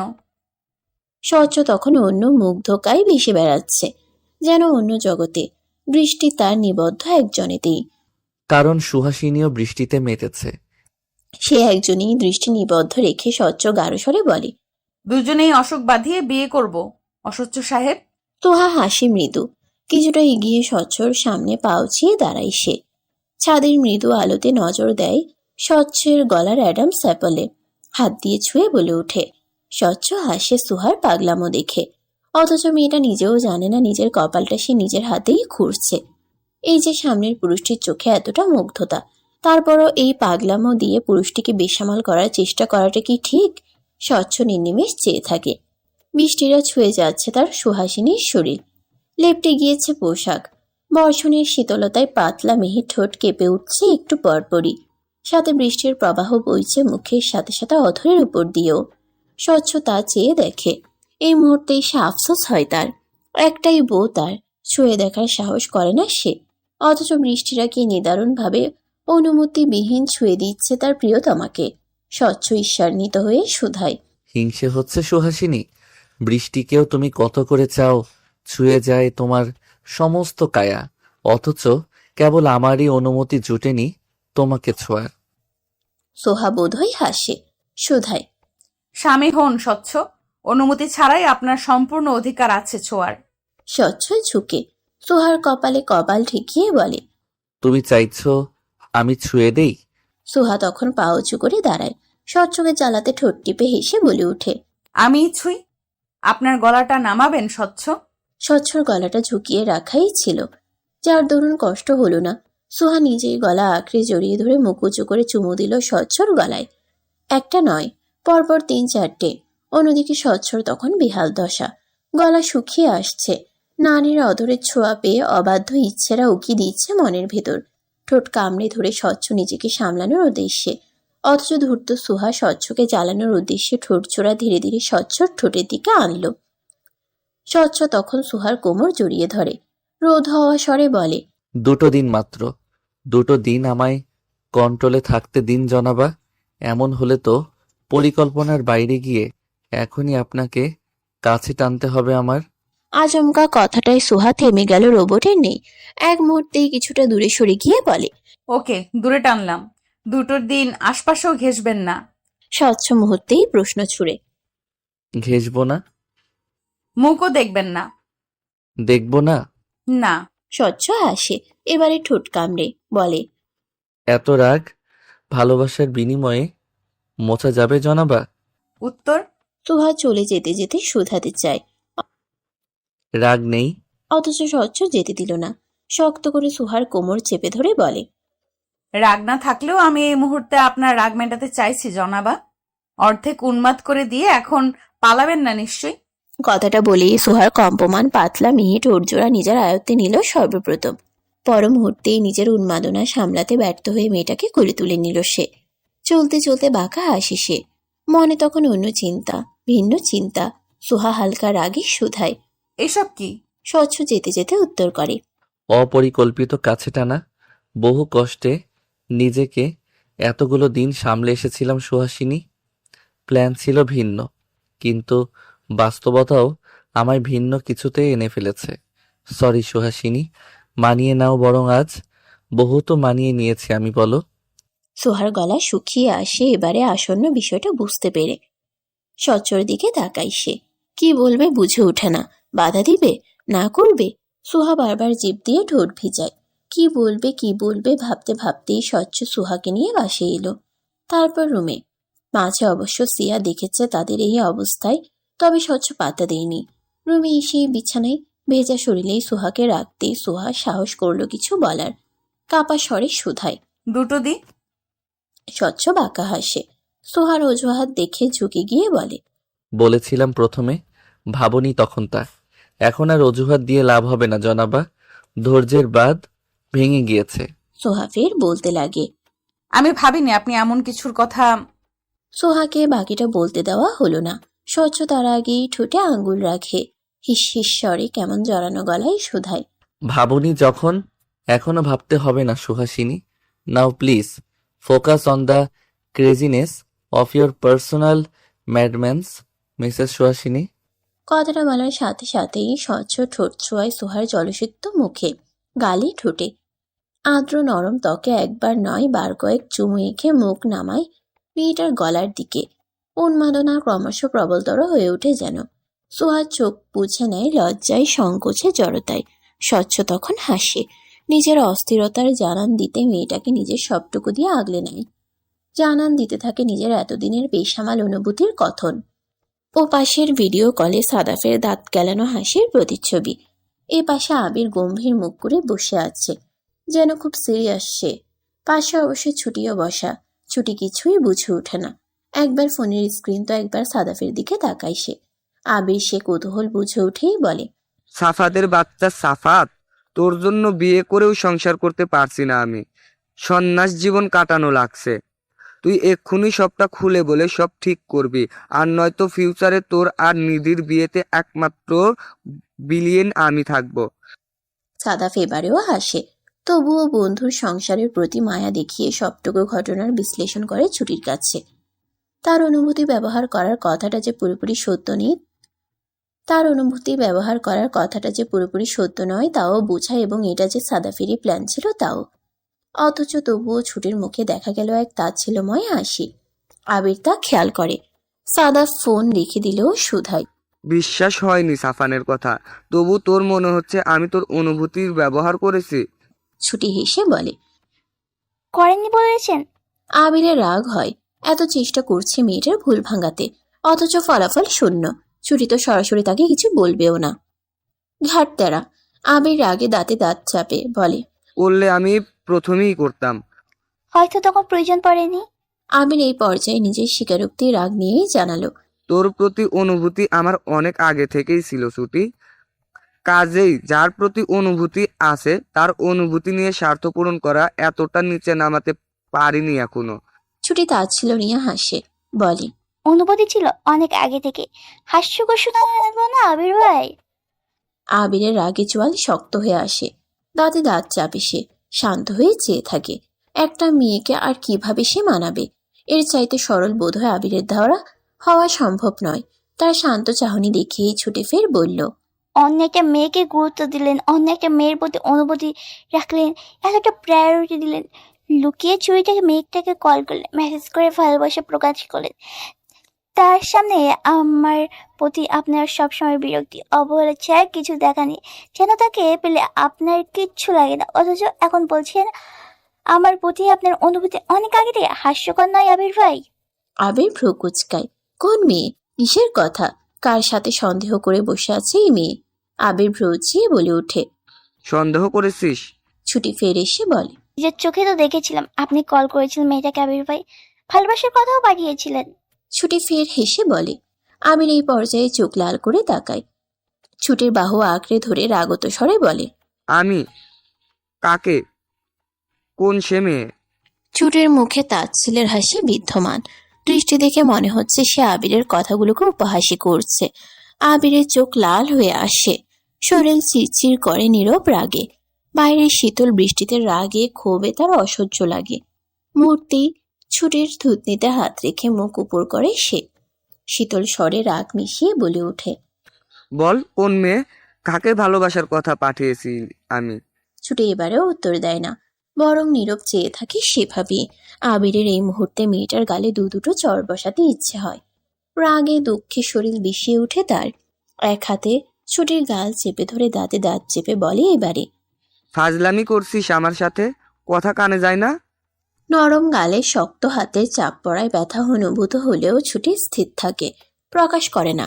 দৃষ্টি থাকে আবিরের মুখচাহনিতেই স্থির, চোখ টলমল করে, নিস্তব্ধ প্রকৃতি নেই। অতঃপর ছোট শ্বাস ফেলে শুধায়, যাকে আপনি খুব করে চেনেন তার নাম আমার কাছে জানতে যাওয়াটা কেমন হাস্যকর ঠেকছে না আবির ভাই? আবির আবারও দাঁতে দাঁত চেপে উত্তর করলো, তোর কাছে যেটা হাস্যকর লাগছে সেটা আমার কাছে হাস্যকর ঠেকেই না, সুতরাং ফটাফট বলে ফেল কে সে মেয়ে। ছুটি ভ্রু উঁচিয়ে বলে। সত্যি চেনেন না? আবির ছোট্ট শ্বাস ফেলে, ছুটির গাল থেকে হাত সরায় তৎক্ষণাৎ। মেয়েটার গালে আঙ্গুলের লালচে চাপ দৃশ্যমান। আবিরের মায়া হয়, নিজেকে মনে মনে দোষারোপ করলো রেগে যাওয়ার জন্য। অতঃপর গম্ভীর স্বরে বলল, যে মেয়েটাকে ভালোবাসি বলে মনে হয়েছে সেটা তুই। এই ব্যতীত অন্য কোনো মেয়ের নাম যেহেতু আমার মাথায় আসছে না, সেহেতু আমি চিনি না। ছুটি হাসে, আবিরের মুখের দিকে স্থির চেয়ে থেকে বলে, রাকে ভালোবাসতেন না বলেছেন? রাহা। নামটা শুনেই আবির ভ্রুকুচকে ফেলে সঙ্গে সঙ্গে। রাহাকে ভালোবাসবে কেন সে? ছুটি কি রাহার সাথে সন্দেহ করে এসেছে এতদিন? ছি! আবির ভ্রুকুচকে বলে ওঠে। রাহা? ছুটি তাচ্ছিল্য করে বলল, শুনেনি নামটা? ওকে, নবুদি আহমেদ রাহা। এবার চলুন, শুনেছেন নামটা নিশ্চয়? আবির গলা শক্ত রেখে বলে, শুনিনি, তবে রাহার নামটা শুনেছি। সচ্চর শালিকা। কুল, তা অবশ্যই চিনতে পারলেন আবির ভাই। আবির ফের বলে, রাহাই সেই মেয়েটা যাকে আমি ভালোবাসার কথা বলেছি বলে তোর ধারণা। বলেননি? শিওর? আবির সঙ্গে সঙ্গে দৃঢ় স্বরে বলে। শিওর বলিনি, মনে করিয়ে দে কবে বলেছি। ছুটির চোখ টলমল করে। এতটা আত্মবিশ্বাস নিয়ে মানুষ মিথ্যে বলে কিভাবে? আবির ভাই এত দক্ষতার সহিত মিথ্যে বলতে পারে বলে তো তার ধারণাই ছিল না। ছুটির গলা রোধ হয়ে আসে, বলে, নিজ চোখে দেখেছিলাম আবির ভাই। আবির কপাল কুঁচকে। নিজ চোখে? আবির কখনো রাহাকে সে নজরে দেখেইনি যে ভালোবাসাই বলার প্রশ্ন উঠবে। এদিকে ছুটি যেভাবে বলছে বিষয়টা যেন অবশ্যই সত্য। আবির কপাল কুঁচকে শুধায়, নিজে মুখে বলেছি? ছুটি ছোট শ্বাস টানে, বলে, আপনার নাম্বার থেকে এসেছিল ওর ফোন কল, সেদিন আমাকেও কল দিলেন। এই যে দেশ ছাড়ার আগের দিন আবির ভাই নিশ্চয়ই রাকে দেখতে ওদিকে গিয়েছিলেন, তারপর আমাকে দেখে বোধহয় আমায় কল করেছেন। যাই হোক, আপনি যে প্রায় ওকে বিভিন্ন নাম্বার থেকে কল করে ভালোবাসার কথা জানেন তা আমি সেই দিন জেনেছিলাম, কারণ আপনার নাম্বারটা আমার চেনা ছিল। আবিরের কাছে এবার যেন সবটাই স্পষ্ট। সেদিন তো সাত তার ফোন থেকে রাহাকে কল করেছিল, আর বোকা ছুটি বোধহয় সাতকেই আবির ভেবে বসে আছে। আবির দীর্ঘশ্বাস টানে, সাথে হাসিও পায়। তার ছুটিটা কত বোকা, একদম বোকা পাখি। আবির হাসে, মেয়েটার মুখ আগলে ধরে সামান্য ঝুঁকে। গালের যে অংশে আঙ্গুলের লালচে দাগ সেখানটাতেই চুমু এঁকে বলে, বোকা পাখি, তুই আসলেই আজীবন বোকাই থাকবি ছুটি। ছুটি হতবিহবল নজরে শুধায়। হুম। আবির স্পষ্ট হতে ফের বলে নেয়, প্রথম কারণটা আমি তোর অনুভূতিকে ব্যবহার করেছি, দ্বিতীয় কারণটা আমি রাহাকে ভালোবাসি এই ধারণা। এই দুটো তো কারণ, পরে আর কারণ বাড়াবি না তো বোকা পাখি। বুঝিনি। আমার থেকে মুখ ফিরিয়ে নেওয়ার এই দুটোই তো কারণ, আর কোনো কারণ নেই তো? ছুটি জিভ দিয়ে ঠোঁট ভিজিয়ে বলে। এই দুটো কারণেই এতটা সামান্যভাবে দেখছেন বা কিভাবে? আবিরের হাসি পায়। দুটো কারণ, অথচ একটারও ভিত্তি নেই। বলে, বৃহৎ রূপে দেখব। উত্তর এলো, আমার কাছে এই দুটো কারণ অনেকটা বৃহৎ আবির ভাই, এবং আমার কোনোদিন আপনাকে আমি আগের মতো চাইবো কিনা তাও সন্দেহ। আর যদি এসব মিথ্যে হয়? নিজের চোখ কানও মিথ্যা হবে? আবির হাসে, ছুটির মাথায় এলু কিসে চুলে চুমু বসিয়ে বলে, বোকা বোকা পাখি আমার, অনেক সময় চোখ কানেও আমাদের ভুল বোঝায়। হতে পারে তুই চোখে যা দেখেছিস তা সত্য, কিন্তু দৃশ্যটার বর্ণনা অন্যরকমও হতে পারে। পরের বার থেকে একটু যাচাই বাছাই করে রাগ করিস প্লিজ। অতঃপর একটা অপ্রত্যাশিত বৃষ্টিময় রাত্রি। দুজন মানব মানবীর অপূর্ণ কিছু অনুভূতির প্রকাশ। তোহার চোখে তখন সমুদ্র সমান লজ্জা, অথচ সচ্চোখে দেখা গেল না এটুকুও লজ্জা পেত। সে নিজের মতো ঠোঁটে ঝুলিয়ে রেখেছে বাঁকা হাসি। সোহা যখন লজ্জায় কথাই বলতে পারছিল না, তখন স্বচ্ছ বেফাস কথা বলতে বলতেই সময়টা কাটাচ্ছে। সোহা ছোট শ্বাস ফেলে, পেট গুড়মুড় করছে খিদায়। ঘড়িতে চোখ বুলিয়ে বুঝে এখন রাত 10:30। সন্ধ্যা থেকে এখন অবধি তারা ঘরে বন্দি। ভাবতেই সুহার মনে আবারও লজ্জারা ঝেঁকে বসে। বাইরে সবাই কি ভাবছে? সিয়া, আব্বা, আম্মা সবাই কি বলছে? ছি ছি, সোহার এই মুহূর্তে মন চায় লজ্জায় মরে যেতে। মুখ দেখাবে কি করে সে সবার সামনে? স্বচ্ছ অবশ্য সুহার এমন লজ্জায় মরে মরে অবস্থা দেখে ঠোঁট ফাঁকিয়ে হাসে, নাকে নাক ঘষে বলে, সুহাসিনী, বিয়ের অনুষ্ঠানের 2 দিন আগেই বাসর ডান। বোধহয় আমরাই এমন। সোহা রেগে তাকায়, কণ্ঠ শান্ত রেখে বলে, আমরা নই, আপনি স্বচ্ছ। সুহা হাসে চাপা। সুহার রাগ বুঝে উঠে ভ্রু উঁচিয়ে বলে, আমি একা? শিওর? সুহা সমুদ্র সমান অভিযোগ নিয়ে স্বচ্ছর দিকে তাকায়, বলে, আপনি চাইলে নিজেকে নিয়ন্ত্রণে রাখতে পারেন। স্বচ্ছ হাসে। সোহার নাকে গাঢ় চুমু বসিয়ে বলে, উপায় রাখেননি আপনি, আর এখন আমার দোষ সুহাসিনী? সোহার কান্না পেল এবারে।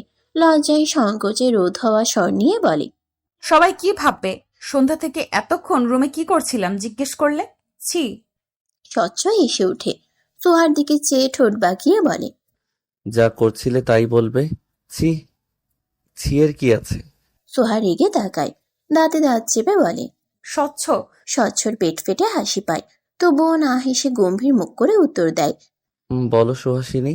সোহা অসহায় গলায় বলল, সবাই কি ভাবছে? আপনি আপনি এই সময়টায়? স্বচ্ছ হাসে, উত্তরে বলে, যা ভাবার তাই ভাববে। ছি, মুখ দেখাবো কি করে? স্বচ্ছ এবারেও উত্তর করে, যেভাবে মানুষ মুখ দেখায় সুহাসিনী, আর ওরা জানে প্রেমে পড়লে মানুষ সময়ক্ষণ ভুলে বসে, বুঝলে? সুতরাং ওরা কিছুই মনে করবে না। রিল্যাক্স। কথাটা বলেই স্বচ্ছ বিছানা ছেড়ে উঠে বসে। এক পাশে অবহেলায় পড়ে থাকা নিজের টি শার্টটা নিয়ে গায়ে জড়াতে জড়াতে কাপড় নিয়ে গেল ওয়াশরুমে। অতঃপর মিনিট 5 পর গোসল সেরে ভেজা চুলে আরেকটা টি শার্ট আর ট্রাউজার পরে বেরিয়ে এলো। সেও সুহাকে সেভাবে থাকতে দেখেই হেসে বলে, গোসল সেরে আসো সুহাসিনী, খাবার আনছি। কথাটুকু বলেই স্বচ্ছ রুম ছেড়ে বেরিয়ে গেল। সুহা যেন স্বস্তি পায়। অতঃপর নিজেকে আলগোছে গুছিয়ে নিয়ে অন্য জামা নিল। শরীরময় তখনও সুপ্ত ব্যথা জানান দিচ্ছে একটু আগেকার স্বচ্ছর পাগলামোর কথন। দুনিয়ার অবাধ্য কাজকর্ম ছেলেটার। সুহা স্বচ্ছর অবাধ্য কাজকর্ম আর পাগলামোর কথা মনে করেই লজ্জায় হাঁসফাঁস করে। জিভ দিয়ে ঠোঁট ভিজিয়ে উঠে দাঁড়ায় আলগোছে। অতঃপর দ্রুত জামা নিয়ে পা বাড়ায় ওয়াশরুমে। তারপর অনেকটা সময় নিয়ে গোসল সারে। তারপর জামা পরে যখন ওয়াশরুমের আয়নাটির সামনে দাঁড়ালো, ঠিক তখনই চোখে পড়ল গলায় কিছু লালচে দাগের অস্তিত্ব, এমনকি গলার নিচেও। বেচারি সুহা মুহূর্তেই স্বচ্ছকে বিড়বিড় করে বকতে থাকে। হিসেব মতো 2 দিন পরই তাদের বিয়ের অনুষ্ঠান, অথচ আজই। সুহা ছোট শ্বাস ফেলে ওড়না দিয়ে ঘোমটা টানে মাথায়, একদম মাথা বুক গলা সব ঢেকে নেয় সে। তারপর যখন বের হলো দেখলো স্বচ্ছ খাবার নিয়ে বসে আছে। তার দিকে চেয়ে ক্রূর হেসে বলে ওঠে, মনে হচ্ছে আমার ভালোবাসা পেয়ে তোমার রূপ বেড়ে গেছে সুহাসিনী, ফের কাছে টানবো? সুহা রেগে তাকায় এবারে। স্বচ্ছ হাসে, বলে, স্বামীর ভালোবাসা পাওয়া প্রতিটি নারীর সৌভাগ্য সুহাসিনী। সেদিক থেকে তুমি নিজেকে সৌভাগ্যবতী মনে না করে রেগে যাচ্ছ, নির্দয় রমণী। সুহা ফের রেগে তাকায়, এগিয়ে এসে ওড়না সরিয়ে লালচে দাগগুলোকে সাক্ষী করে বলে, নির্দয় পুরুষ করেছেন কি আমার? এই সব যদি সবাই দেখে মান সম্মান থাকবে আমার? স্বচ্ছ হেসে খাবারের গ্রাস এগিয়ে ধরে, ঠোঁট বাঁকিয়ে বলে, এইগুলো ভালোবাসার চিহ্ন সুহাসিনী। ছুটির সামনে ফোনের স্ক্রিনে হাসি মুখটা সাদা ফের। কিছুক্ষণ আগে স্বচ্ছ কল করে তাকে এক গাদা কথা বুঝিয়েছে যে আবির তার অনুভূতিকে ব্যবহার করেনি, স্বার্থের জন্য কাজে লাগায়নি। স্বচ্ছর কথাগুলোতে যুক্তি ছিল, ছুটি বিশ্বাসও করলো। অতঃপর আবারও সাদাফ কল করে একই বিষয়গুলোই বোঝাতে লাগলো। ছুটি ছোট শ্বাস টানে, বলে, বুঝলাম, কিন্তু সে যদি আমায় ভালোবাসে তবে এত অবহেলা কেন করলো এতগুলো বছর? হতে তো পারতো এত বছরে আমি বিয়ে করে 3 বাচ্চার মা হয়ে গেলাম। ঠিক তখনই আবির রুমে এলো। ছুটির কথাটা শুনে গলার আওয়াজ স্থির করে বলে, তুই বিয়ে করলি সেটা খবর আমি পাই নাই। আত্মবিশ্বাস আমার ছিল, বরং তোর বিয়ে যে অন্য কারোর সাথে হতেই পারে না এটা আমি মনে প্রাণে বিশ্বাস করতাম। ছুটি ফ্যালফেল করে তাকায়। আবিরের সাথে সাথে সেখানে উপস্থিত দেখালো সাদকেও। ছুটি ভ্রুকুচকে চাইতেই সাদ সামনে এসে দাঁড়ালো। গড়গড় করে পাখির মতো সেদিনকার আবিরের ফোন দিয়ে রাহাকে ডাকার বিষয়টা খুলে বলল। ছুটি তা শুনে যখন ড্যাব ড্যাব করে চাইলো, তখনই উসকুস করে বলল, জানিস তো রাহাকে ভালোবাসি। বেলকনিতে ওকে দেখতে পাবো বলে কত রাত ফুরিয়েছি পড়ি ওই ভাষার সামনে। সেদিনও এমনই ছিল। ছুটি সাদকে চেনে, খুবই ভালো বন্ধু তারা। রাহার জন্য এই ছেলেটা পাগলের মতোই পাগল তা সে জানে, কিন্তু আবির ভাইকে নিয়ে যা ভেবে সে এতকাল কষ্ট পেয়েছে তা যে আসলে সত্য নয় তা ভেবেই আফসোস হলো। এতগুলো দিন কষ্ট পাওয়া বৃথা, তবে শুধু শুধুই সে কষ্ট পেয়েছে। কিন্তু আবির ভাই তো সত্যিই তাকে অবহেলা করেছিল। হসপিটালের অবহেলাটুকু নিশ্চয় মিথ্যে নয়। ছুটি এসব ভাবতে ভাবতেই যখন বিভোর, তখন সাদ বিদায় নিল। আবির তখন 2 পা এগিয়ে ছুটির সামনে দাঁড়িয়ে শোধালো, ওদের কোথাও যদি মিথ্যা মনে হয় তাহলে বল, নিজের প্রাণটাই বরং দিয়ে দেই। এই ভালোবাসাহীন এবং অবিশ্বাসে ঘেরা জীবন আর ভাল লাগছে না। বোকা ছুটি বোকার মতোই প্রশ্ন ছুড়ল। কেন? আবির কাছে এগোয়, আচমকা ছুটিকে কাছে টেনে হাত রাখে তার কোমরে, মুগ্ধ নজরে মেয়েটার চোখের দিকে তাকিয়ে বলে, কারণ আমি তোকে চাইছি সে বহুকাল আগে থেকে। যখন পেলাম তখন তোর ভালোবাসা আর বিশ্বাস পাচ্ছি না। ছুটি হেসে বলে, আমি আপনাকে চেয়েছিলাম, বিনিময়ে আপনার বিরক্তি আর অবহেলা পেয়েছিলাম আবির ভাই। আমির একটু ঝুঁকে এবারে 2 হাতে ছুটির মুখটা আগলে নিয়ে শান্ত গলায় বলে, তোকে অবহেলা করার সাধ্য কোনো কালেই ছিল না বোকা পাখি। হয়তো মুখের অবহেলা দেখিয়েছি, কিন্তু আড়ালে সেই তোকেই আমি শতভাগ গুরুত্ব দিতাম। ছুটি ভ্রুচিয়ে জানতে চাইল। তাই নাকি? আমির শান্ত স্বর এবার টানটান হয়, কিঞ্চিত রাগ হয়। এই যে কথায় কথায় মেয়েটা তাচ্ছিল্য করছে এটা সহ্য হয় না। কঠিন স্বরে বলে, আজকাল আমার প্রতি তোর বিশ্বাসটা বড্ড ঠুকনো হয়ে গেছে, তাই না? কোনো কথাই বিশ্বাসযোগ্য মনে হয় না। ছুটি ছোট শ্বাস ফেলে জানায়, কিন্তু অবহেলাটা সত্যি ছিল আবির ভাই। হসপিটালে যখন আমি আপনাকে সাপোর্ট দিতে চাচ্ছিলাম, আমি স্পষ্ট আপনার মুখে বিরক্তি দেখছিলাম, অথচ রাহাকে আপনি স্বচ্ছন্দই কথা বলছিলেন। আমির চুপ থাকে এবারে, মনে করে হসপিটালের কথাগুলো। স্বচ্ছকে নিয়ে মাত্রাতিরিক্ত চিন্তা ছিল মাথায়। সে চিন্তায় মরিয়া হয়ে ছুটির প্রতি অবহেলা বা বিরক্তি দেখিয়েছিল ভেবে আফসোস হয়। ক্ষুদ্র শ্বাস টানে, শীতল স্বরে বুঝায়, সচ্চর অবস্থা খারাপ ছিল, জানতিস তো। সেসব শুনে সুহাও কেমন করতে লাগলো। সচ্চর আব্বু থাকলেও আমাকে আর সাফাইকের বেশিরভাগটা সামলাতে হচ্ছিল ছুটি। সেদিক থেকে একসাথে সচ্চ এবং সুহা দুজনকে সামলানোটা কঠিন ছিল না। এদিক থেকে রাহা আমাদের সাহায্য করছিল। তো সুহাকে সামলে নিতে ওর সাথে কথা বলাটা লাগতো না বল? এটাই অপরাধ? আমি আপনাকে কখনো অপরাধী প্রমাণ করতে চাইনি আবির ভাই, কিংবা কখনো এটাও বলিনি আপনি অপরাধী। কাজে কর্মে সবকিছুতেই তো বুঝিয়ে দিচ্ছিস আমি অপরাধী। ছুটি তাচ্ছিল্য স্বরে জানায়। হাসালেন। আবির এবারে ছুটির মুখ ছেড়ে দেয়, চোয়াল শক্ত করে জানায়, আজকাল খুব তাচ্ছিল্য করে কথা বলা শিখেছিস। শিখলাম। আবির টান টান স্বরে ফের জানালো, তোকে কোনো কালে অবহেলা করিনি আমি। তোকে সবটুকু দিয়ে চাইতাম, আড়াল থেকে সবসময় পর্যবেক্ষণ করতাম, তোকে অবহেলা করতাম না। ছুটি শুধায়। চাই না বলেছেন, অথচ আমি আপনার মুখে তীব্র বিরক্ত দেখেছিলাম। আবির কপাল ঘেঁষে, নিজের রাগ হচ্ছে নিজের প্রতি, বিরক্ত লাগছে সবকিছু। রাগটা কপাল ঘেঁষে থামানোর চেষ্টা করলো সে। আচমকা সুহার মুখটা আবার আগের মতো আগলে নিয়ে চুমো বসালো কপালে, বলল, সেই সময় মানসিকভাবে ডিস্টার্ব ছিলাম। বিরক্তিটা তোর উপর নয় ছুটি, পরিস্থিতির উপর হয়েছিলাম। তুই নিশ্চয়ই বুঝিস প্রিয় বন্ধুর মৃত্যুর সাথে লড়াই করেছে জেনে ওই মুহূর্তে মানুষের কি প্রতিক্রিয়া হবে। ছুটি হাসে, সে সবটাই বুঝলো। তবুও এতক্ষণ এমনি এমনি অভিমান দেখালো, যে অভিমান গলে গেল স্বচ্ছর ঠোঁটের ছোঁয়ায়। হেসে বলল, আচ্ছা, বুঝে নিলাম। আবিরও এবারে হাসে। বহুদিন পর আজ মেয়েটার হাসিটা দেখে মনে হচ্ছে এটাই আগের ছুটি। এই মেয়েটাই তো। মাথায় চুমো এঁকে শুধায়। বোকা পাখি। ছুটি নরম গলায় জানতে চায়, ভালোবাসেন আবির ভাই?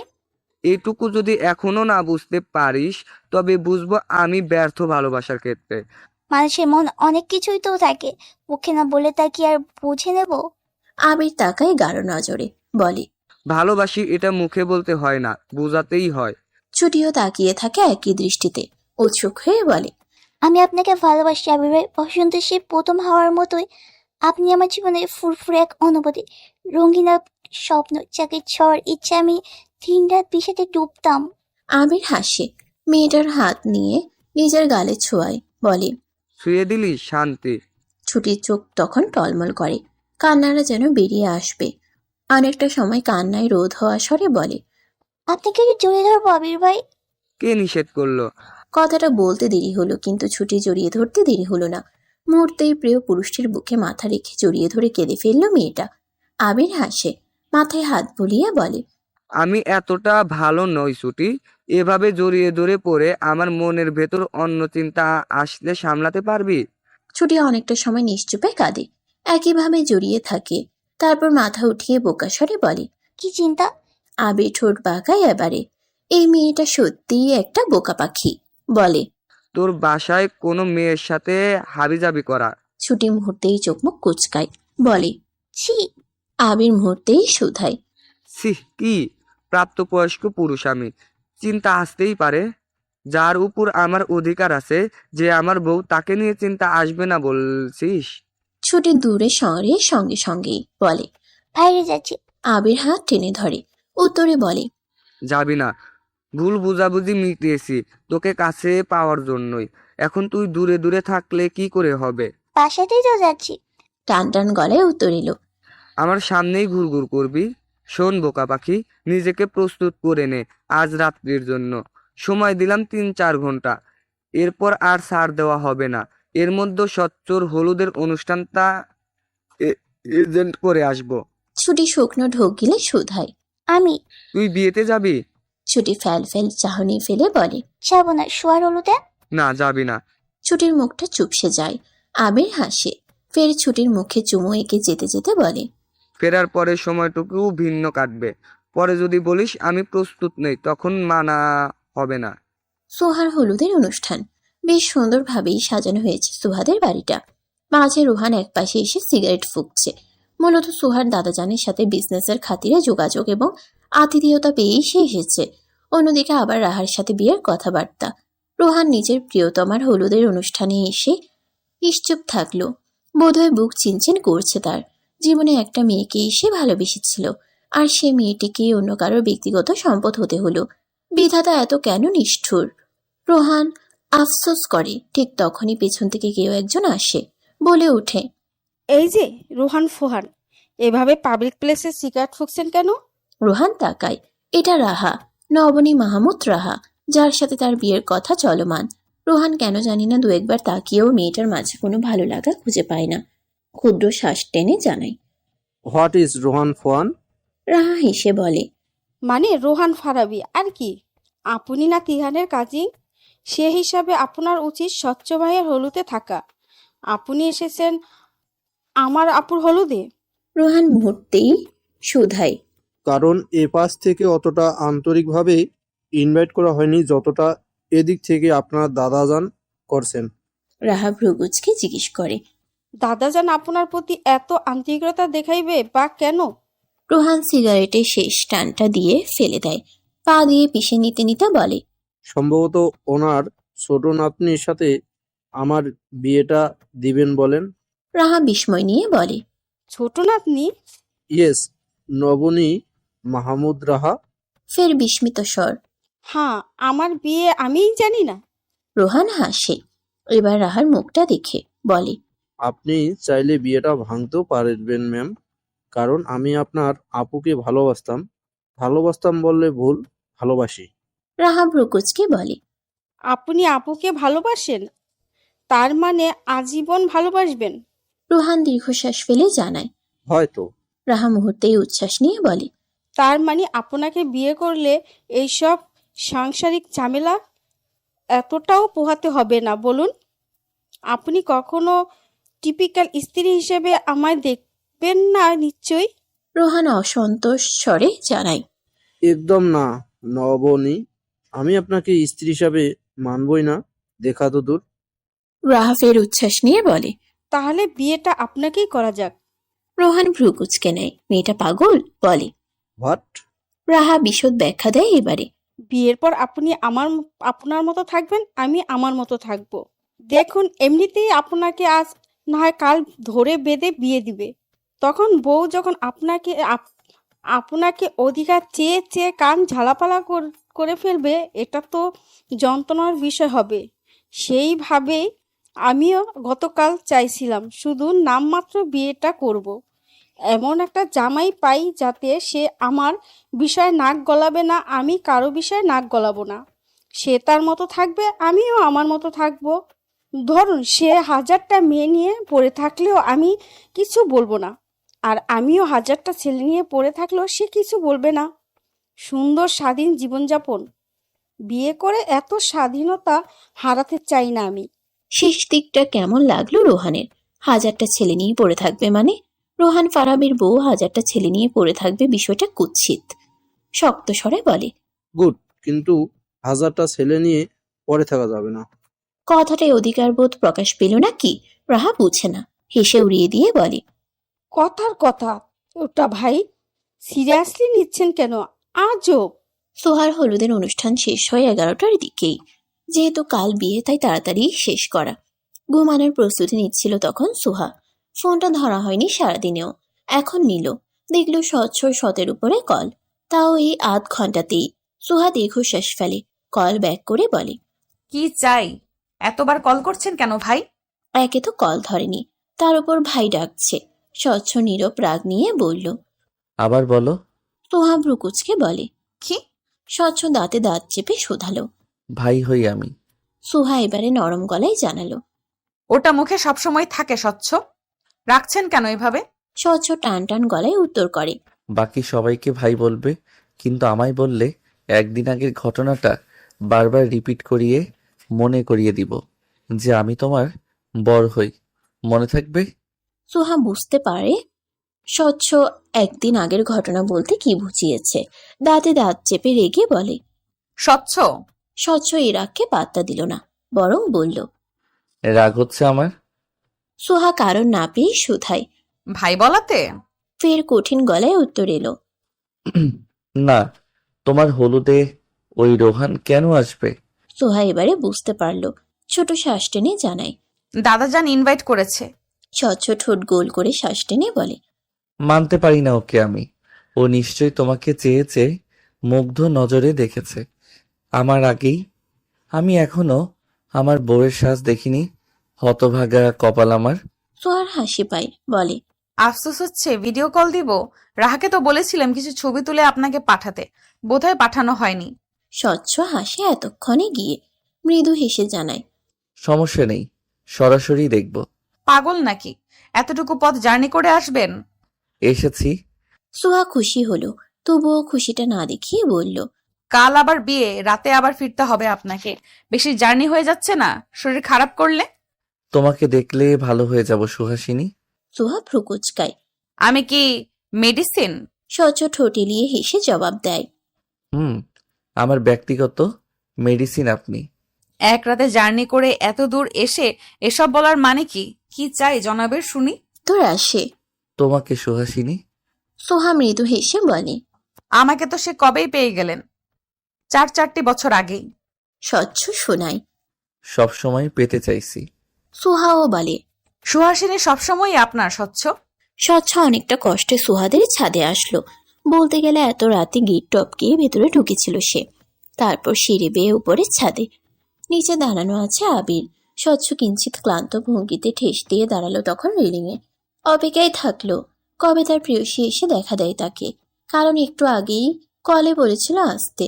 স্বচ্ছ যখন এই রাতের আধারে মশার কামড় খেয়ে সময় কাটাতে নিল, ঠিক তখনই মৃদু অন্ধকারে নারী অবয়বটি দেখে তার মুখে হাসি ফুটে। বুকে হাত গুজে দাঁড়িয়ে সে গুনগুন স্বরে গেয়ে ওঠে। তোর প্রেমেতে অন্ধ হলাম, কি দোষ দিবি তাতে। সোহা সামনে এসে দাঁড়ায়। স্বচ্ছকে বিড়বিড় করে গান করতে দেখে ভ্রুকুচকায় সে, বলে। কার জন্য গান গাইছেন একা দাঁড়িয়ে? স্বচ্ছ হাসে না, বরং মুখ চাহনি স্থির রেখে শান্ত ভঙ্গিতে বলে। বউয়ের জন্য। সোহা মুহূর্তেই কাটকাট স্বরে জবাব দিল। বউ এখানে উপস্থিত ছিল না, সুতরাং কার জন্য গান করছিলেন বলুন। স্বচ্ছ হাসে এবারে। বুকে হাত গুজে দাঁড়িয়ে ভ্রু উঁচু করে সে, ঠোঁট বাঁকিয়ে বলে। সন্দেহ করছো নাকি সুহাসিনী? সোহা বিরক্তি নিয়ে শুধালো। আপনি পুরোটাই গোলমেলে, আপনার ভালোবাসাও গোলমেলে। সন্দেহ করব না তো কি করব? গোলমেলে? আমি গোলমেলে ঠিক আছে, আমার ভালোবাসা গোলমেলে এটা তুমি বলতে পারো না সুহাসিনী। সোহা মাথা তুলে তাকায়, বলে। বললে? স্বচ্ছ গম গম স্বরে উত্তর দিল। মেনে নিব না। কি করবেন? এবারেও উত্তর আসে। যা ইচ্ছে। সোহা ভ্রু উঁচু করে বলে। এত শখ? স্বচ্ছ সুহার হাত টেনে ধরে, কাছাকাছি এনে দাঁড় করিয়ে বলে। আপাতত চুমু খাবার শখ হয়েছে। সুহা ফ্যালফেল করে তাকায়। বাড়ি ভর্তি মানুষ তার, এমতা অবস্থায় সে যে ছাদে এসে দেখা করলো এটাই তো অনেক। কিন্তু চুমু খাওয়াটা বাড়াবাড়ি, কেউ এসে দেখে ফেললে কি লজ্জাজনক কাহিনী রটবে। সুহা তরাত করে 2 পা পিছিয়ে যায়, বলে। সম্ভব না। দেখতে চেয়েছেন, দেখা হয়েছে, এবার সোজা বাড়ি চলে যান। স্বচ্ছ এবার নিজেই এগোলো, সুহার সামনে দাঁড়িয়ে কয়েক ইঞ্চি দূরত্ব বজায় রাখলো। তারপর 2 হাতে মুখটা আগলে নিয়ে বলে। আমিও তো সরল নই যে তোমার কথা মেনে নিব সুহাসিনী। দাদাজান দেখলে কথা শোনাবে। স্বচ্ছ দাঁতে দাঁত চাপে এবারে বলে। ওই বুড়োর কথায় কি বউকে ভালো না বেসে থাকবো নাকি? আশ্চর্য। কথাটা বলেই ঠোঁট ছোয়ালো সুহার কপালে। বিয়ে বাড়ির ঝলমলে আলোর ছাওয়ায় কোথাও কোনো ছায়ায় এক পুরুষ মুগ্ধতা নিয়ে তাকিয়ে থাকলো তারই প্রিয়তমা নারীটির দিকে। ভালোবাসার স্পর্শ দিল কপালে, নাকে, গালে এবং সর্বশেষ ঠোঁটে। ছুটি রাত 3টা অবধি জেগেছিল। ভেবেছিল আবির আসবে। যাওয়ার সময় একটা নতুন লাল টকটকে শাড়ি দেওয়া হয়েছিল তাকে, বলা হয়েছিল এটা পরতে। অথচ সেই শাড়িটা ছুটি কতটা যত্ন নিয়েই না পরল। সময় দিয়ে চোখে কাজল, কানে গোলাপ গুছল। অতঃপর এতটা সময় যাবৎ প্রিয় পুরুষের জন্য অপেক্ষা করার পরে তার মনে বিশাল অভিমান জমল। বুকের গহীনে ফের অবহেলার বিষাদ ব্যথায় চিনচিন করল, চোখ টলমল করে। এই যে তার আবির ভাই যাওয়ার সময় এই ভালোবাসাটা দেখিয়ে গেল। যদি এতটাই ভালোবাসত মেয়েটাকে এতক্ষণ অপেক্ষা করত না নিশ্চয়ই। ছুটে অবশেষে টলমলে আঁখিতে অশ্রু ছেড়ে দেয়, দীর্ঘশ্বাস ফেলে ঘুমিয়ে পড়ে আরো কিছুটা সময় পর। অন্যদিকে আবির স্বচ্ছর সাথে অতদূর গিয়ে ফের এই শহরে ফিরতে ফিরতে তাদের অনেকটা দেরি হলো। বারবার ঘড়ি চেক করছিল সে, সময় দেখছিল। নিশ্চয়ই ছুটি ঘুমিয়ে গিয়েছে। মন খারাপ করেছে কি ও? আবার অবহেলা করছে ভাবছে না তো মেয়েটা? আবির ছোট শ্বাস টানে। বন্ধুর হলুদ অনুষ্ঠানে নিচে গিয়ে এতদূর জার্নি করে ক্লান্ত শরীরে সে যখন বাসায় ফিরল তখন রাত বেশ প্রায় 3:30। বেচারা আবির পা টিপে টিপে যখন রুমে ঢুকলো তখনই সর্বপ্রথম চোখে পড়ল ঘুমন্ত ছুটির দিকে। লাল শাড়িতে এলোমেলো হওয়া ঘুমন্ত এক রমণী, যে রমণীটি এখন তার সব সুখের একমাত্র কারণ, হৃদস্পন্দনের মালিক। আবির হাসি মেয়েটির দিকে তাকিয়ে। যাওয়ার সময় যা বলে গিয়েছিল তা পালন করতে না পারায় ফের দ্বিধায় ভুগল। অভিমান করেনি মেয়েটা? আবির দীর্ঘশ্বাস টানে। এত দূর থেকে এসেও ফ্রেশ না হয়ে এগোলো ছুটির দিকে। বিছানায় ঘুমন্ত ছুটির দিকে কিছুটা ঝুঁকে কপালে চুমু এঁকে হাসে নিঃশব্দে। পর মুহূর্তে ঘুমন্ত ছুটির মুখশ্রীটা খেয়াল করে মনোযোগ দিয়ে। চোখের কার্নিশ বেয়ে গালে পানির চিকন ধারায়ের শুকনো ছাপ। আবির ভ্রু কুচকায় সঙ্গে সঙ্গেই। ছুটি কেঁদেছে কি কারণে? সে দেরি করলো বলে? মুহূর্তেই একাকাশ সমান অনুশোচনায় দগ্ধ হয়ে আবিরের হৃদয়। নিজের উপর রাগ জন্মে বিশাল পরিসরে। অতঃপর কপাল কুচকে নিয়ে কিছুটা সময় সে থম মেরেই বসে থাকে। শরীর ক্লান্ত, ঘুম প্রয়োজন। এদিকে যে মেয়েটাকে কষ্ট দিয়ে ফেলেছে মেয়েটা ঘুমে। ফের আবারও কিভাবে অভিমান মানাবে তাই নিয়েই ভাবলো আবির। অতঃপর ক্লান্ত শরীরে ওভাবেই ঘামে ভেজা পাঞ্জাবিটা নিয়ে কোনোরকম চেঞ্জ না করেই বুকে জড়িয়ে নিয়ে চোখ বুঝল সে। স্নিগ্ধ মুখশ্রীটায় আবারও কিয়ৎক্ষণ চেয়ে থেকে কপালে চুমু দিয়ে ফিসফিস স্বরে শুধাই। তুই আমার আস্ত এক সুখের ভান্ডার ছুটি। তুই আমার কত শত অনুভূতির মালিক। তুই তা অনুমানেও করতে পারবি না বোকা পাখি। এই এইটুকু একটা মেয়ে হয়ে কি করে আমার এমন অনুভূতিতে বাঁধলি বলতো? যদিও ছুটি থেকে উত্তর এলো না, কারণ ছুটি তো তখন ঘুমে ডুবে গিয়েছে। আবির হাসে, একদম আদুরে বাচ্চার ন্যায় ছুটিকে আগলে নিল নিজের বুকের মধ্যেখানে, যেন সদ্য জন্মানো এক ছোট বাচ্চা মেয়েকে সে কোলে তুলেছে। আগলে নিয়েছে উষ্ণ আবেশে। স্বচ্ছ আর সুহার বিয়েতে যাওয়ার জন্য তৈরি হলো ছুটি। নিজের অভিমানের কথা এটুকুও প্রকাশ করা হয়নি তার আবির ভাইয়ের কাছে। ছুটি ছোট শ্বাস ফেলে নিজেকে গোলাপি রঙের জামদানিতে আষ্টে পিষ্টে নিয়ে গিয়ে দাঁড়ালো আবিরের সামনে। হেসেই বলল, আমার সুয়াদের বাড়িতে যাব না আবির ভাই, নাকি স্বচ্ছ ভাইদের বাড়িতে গিয়ে তারপর বরযাত্রী হিসেবে যাব? আবির এতক্ষণ হাতা গুটাতে গুটাতে ছুটির দিকে আর চোখে তাকিয়ে পরখ করছিল। অসম্ভব মায়াবী মেয়েটাকে শাড়িতে আরেকটু বেশি মায়াবী লাগে। চেয়ে থাকতে ইচ্ছে হয় একাধারে। আবির হাসে, হাতা গুটোতে গুটোতে বলে। তুই কোথায় যাবি? ছুটি উচ্ছ্বাস নিয়েই বলে, সুয়াদের বাড়িতে, কারণ ওই তো আমার বান্ধবী। আবির এবারে ঘড়ি লাগাতে লাগাতে উত্তর করে। আর স্বচ্ছ আমার বন্ধু। ছুটি ছোট শ্বাস ফেলে। আবির এমনই কাটকাট স্বরে কথার জবাব দিচ্ছে যেন সোহাদের বাড়িতে যেতেই হবে এমন বায়না ধরেছে। সে তো কেবল বলেছে মাত্র, শুধালো। আপনি যদি ওখানে নিয়ে যেতে চান সমস্যা নেই, এমনিতে গন্তব্যটাই সোয়াদের বাড়ি। আপনি যেখানে নিয়ে যাবেন প্রথম ওইখানেই যাব। আবির ভ্রু বাঁকায়, বলে। স্যাক্রিফাইস করেছিস নাকি? ছুটি হেসে বলে। আপনাকে ভালোবাসি যেহেতু আপনার জন্য স্যাক্রিফাইস করাটা উচিত আমার। আবির মুখ কঠিন করেই তাকায়। এমন নয় যে সে রেগে আছে, তবে কাটকাট স্বরে কথা বলছে ছুটি তাকে, তার অভিমানটুকুও প্রকাশ করছে না বলেই। এই যে মনে মনে অভিযোগ পুষেও উপর দিয়ে ছুটির স্বাভাবিকতা দেখায়, এটা আবিরের কাছে ছুটির একটা খারাপ গুণ বলেই মনে হলো। হতেই তো পারে সে নিজের অজান্তেই কোনো ভুল করলো, আর ছুটি সে কষ্ট আজীবন মনের মধ্যে চেপে রাখবে আর কষ্ট পাবে, যেমনটা আগেও হয়েছিল। জেদ ধরে অন্য এক ছেলেকে বিয়ে পর্যন্ত করে নিচ্ছিল এই মেয়ে। এটা কেমন অভ্যাস! এমনিতে তো বাকি সব নিচে নিচে প্রকাশ করে ফেলে, শুধু অভিযোগগুলোই জানায় না। আবির ছোট্ট শ্বাস টানে, বলে। ছুটি হেসে উত্তর করে। আবির এবারে ছুটির দুই বাহু ধরে নিজের দিকে ঘুরায়, শান্ত স্বরে বলে। কথায় কথায় ভালোবাসি বলে কি বুঝাস? আমার থেকে তুই বেশি ভালোবাসিস? ছুটি শুধায়। আপনি তো কোনো কালে ভালোবাসি বলেননি আবির ভাই। প্রথমবার যে মেসেজটা করেছিল তখন আপনি নয়, আপনার বন্ধু সাদাব ভাই লিখেছিলেন। কেবল ভালোবাসি বললেই ভালোবাসা হয়? আপনি রেগে যাচ্ছেন কেন? আবির এই পর্যায়ে দাঁতে দাঁত চিবিয়ে বলে। কারণ আমি খারাপ, তোকে অবহেলা করি, আমার জন্য তোকে কান্না করতে হয় প্রতিবার। ছুটি ফ্যাল করে তাকায়। কালকের কথা বুঝালো নাকি? ছুটি বলে। তো এখন কি দূরে সরে যাবে না খারাপ বলে, নাকি আমার দূরে সরিয়ে দিবেন? আবির মুহূর্তেই ধীর স্বরে জানালো। কখনোই না, মরে গেলেও তোকে দূরে সরতে দিব না। ছুটি হাসে, বলে। আপনি বড্ড অস্পষ্ট আবির ভাই। উত্তর আসে। তুই বড়ই স্পষ্ট আমার কাছে। আমার ধারণা আমি তোর সবটুকু চোখ বন্ধ করেই জানি। স্বচ্ছ আর সুহার বিয়ের অনুষ্ঠানটা সম্পন্ন হয়েছে দুপুরেই। এখন রাত। অতপর স্বচ্ছ রুমে ফুলে ফুলে সজ্জিত খাটটায় সুহা নিশ্চুপ হয়ে বসে আছে, এক সদ্য বিবাহিত রমণী হিসেবে, যার পরনে লাল শাড়ি, ভারী বিয়ের সাজ। সুহা এত সাজ তুলে নিবে কি নিবে না তা নিয়ে দ্বন্দ্বে ভুগতেই রুমে এলো স্বচ্ছ। দরজা লাগিয়ে সুহার সামনে এসেই প্রথমে হাসে সে। সুহার মুখটা দেখে নিয়ে বাঁকা হেসে বলে। অপেক্ষা করছিলে নাকি আমার জন্য? সুহা মাথা তুলে তাকায়। কিছু বলার আগেই স্বচ্ছ ঠোঁট বাঁকিয়ে ফের বলে ওঠে। সুহাসিনী, দ্বিতীয় বাসরের জন্য শুভকামনা। দোয়া করি তোমার জীবন স্বামীর ভালোবাসায় কানায় কানায় পূর্ণ হোক। সোহা ভেবেছিল স্বচ্ছ একটু ভালো কথা বলবে এসে, কিন্তু এসে এই লোকের এমন কথা শুনে সরু চাহনিতে তাকায় সে, বলে। মাথায় কি কেবল বাঁশরি ঘুরে আপনার? স্বচ্ছ খাটের এক কিনারায় বসে দাঁত কেলিয়ে বলে। আজ বাসর? অবশ্যই মাথায় কেবল বাসর আর তুমি ঘুরবে, তাই না? স্বাভাবিক বিষয় এটা। সোহা মুহূর্তে বিড়বিড় করে বলে ওঠে। অস্বচ্ছ? স্বচ্ছ ফের হাসে দাঁত কেলিয়ে, ঠোঁট বাঁকিয়ে বলে। জি, তোমারই তো অস্বচ্ছ সাহেব, তাই না? সোহা সরু চাহনিতে চেয়ে বলে। হাসবেন না দাঁত কেলিয়ে, ভারী সাজে বসে আছি এতক্ষণ যাবত আমি। স্বচ্ছ এবারে হাসি হাসি মুখটা স্থির করে শান্ত চাহনিতে তাকায়, হেসে বলে।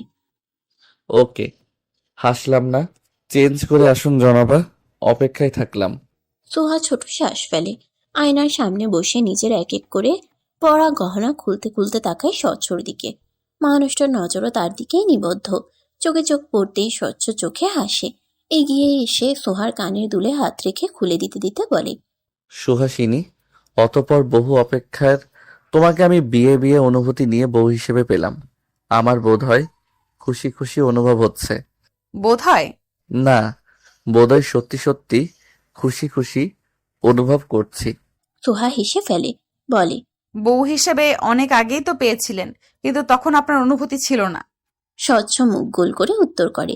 তারপর একটা মেয়ে আমার হৃদয়ের সমস্তটাতেই তার নামের অনুভূতি দিয়ে ভরিয়ে দিল।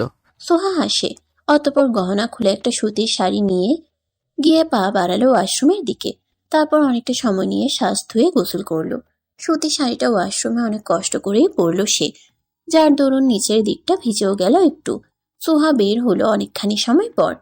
বেরিয়ে দেখলো স্বচ্ছ পাঞ্জাবি খুলে নিয়ে টি শার্ট আর ট্রাউজার পরেছে।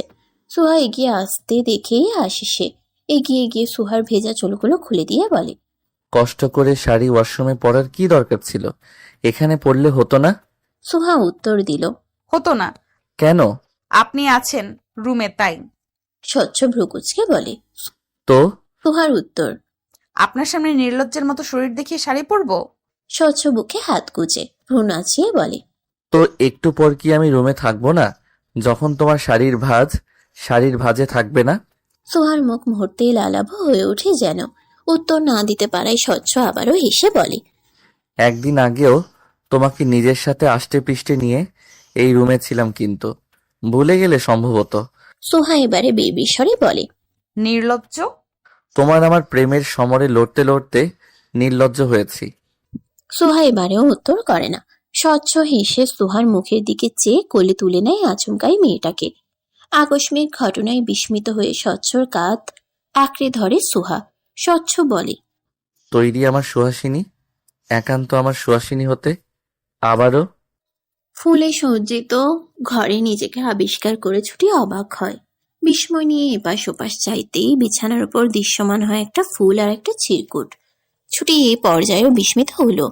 2 পা বাড়িয়ে যখন ফুলটা আর চিরকুটটা হাতে নিল, তখন তার বুক ধুকপুক করছিল। অদ্ভুত অনুভূতি। রক্ত কণিকাগুলো বয়ে চলেছে অদম্য গতিতে। অসহ্য অনুভূতি। ছুটি শুকনো ঢোক গিলে কাপা হাতে চিরকুটটা মেলে ধরতেই চোখে পড়ে।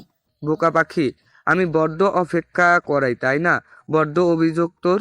এই যে আমার অপেক্ষায় থেকে গোপনে অভিযোগ পুষে কান্না করে ঘুমিয়ে গেলি। এই গুরুতর অপরাধটা করার জন্য নিশ্চয়ই আমার শাস্তি প্রাপ্য, কিন্তু তুই তো শাস্তি দিলি না। তাই এই দোষ তোকে রেহাই পেতে ভেবে নিলাম। তোকে একটু ভালোবাসা যেতেই পারে, মুখে না বলি স্পর্শ দিয়ে তো বোঝাতে পারি, তাই না?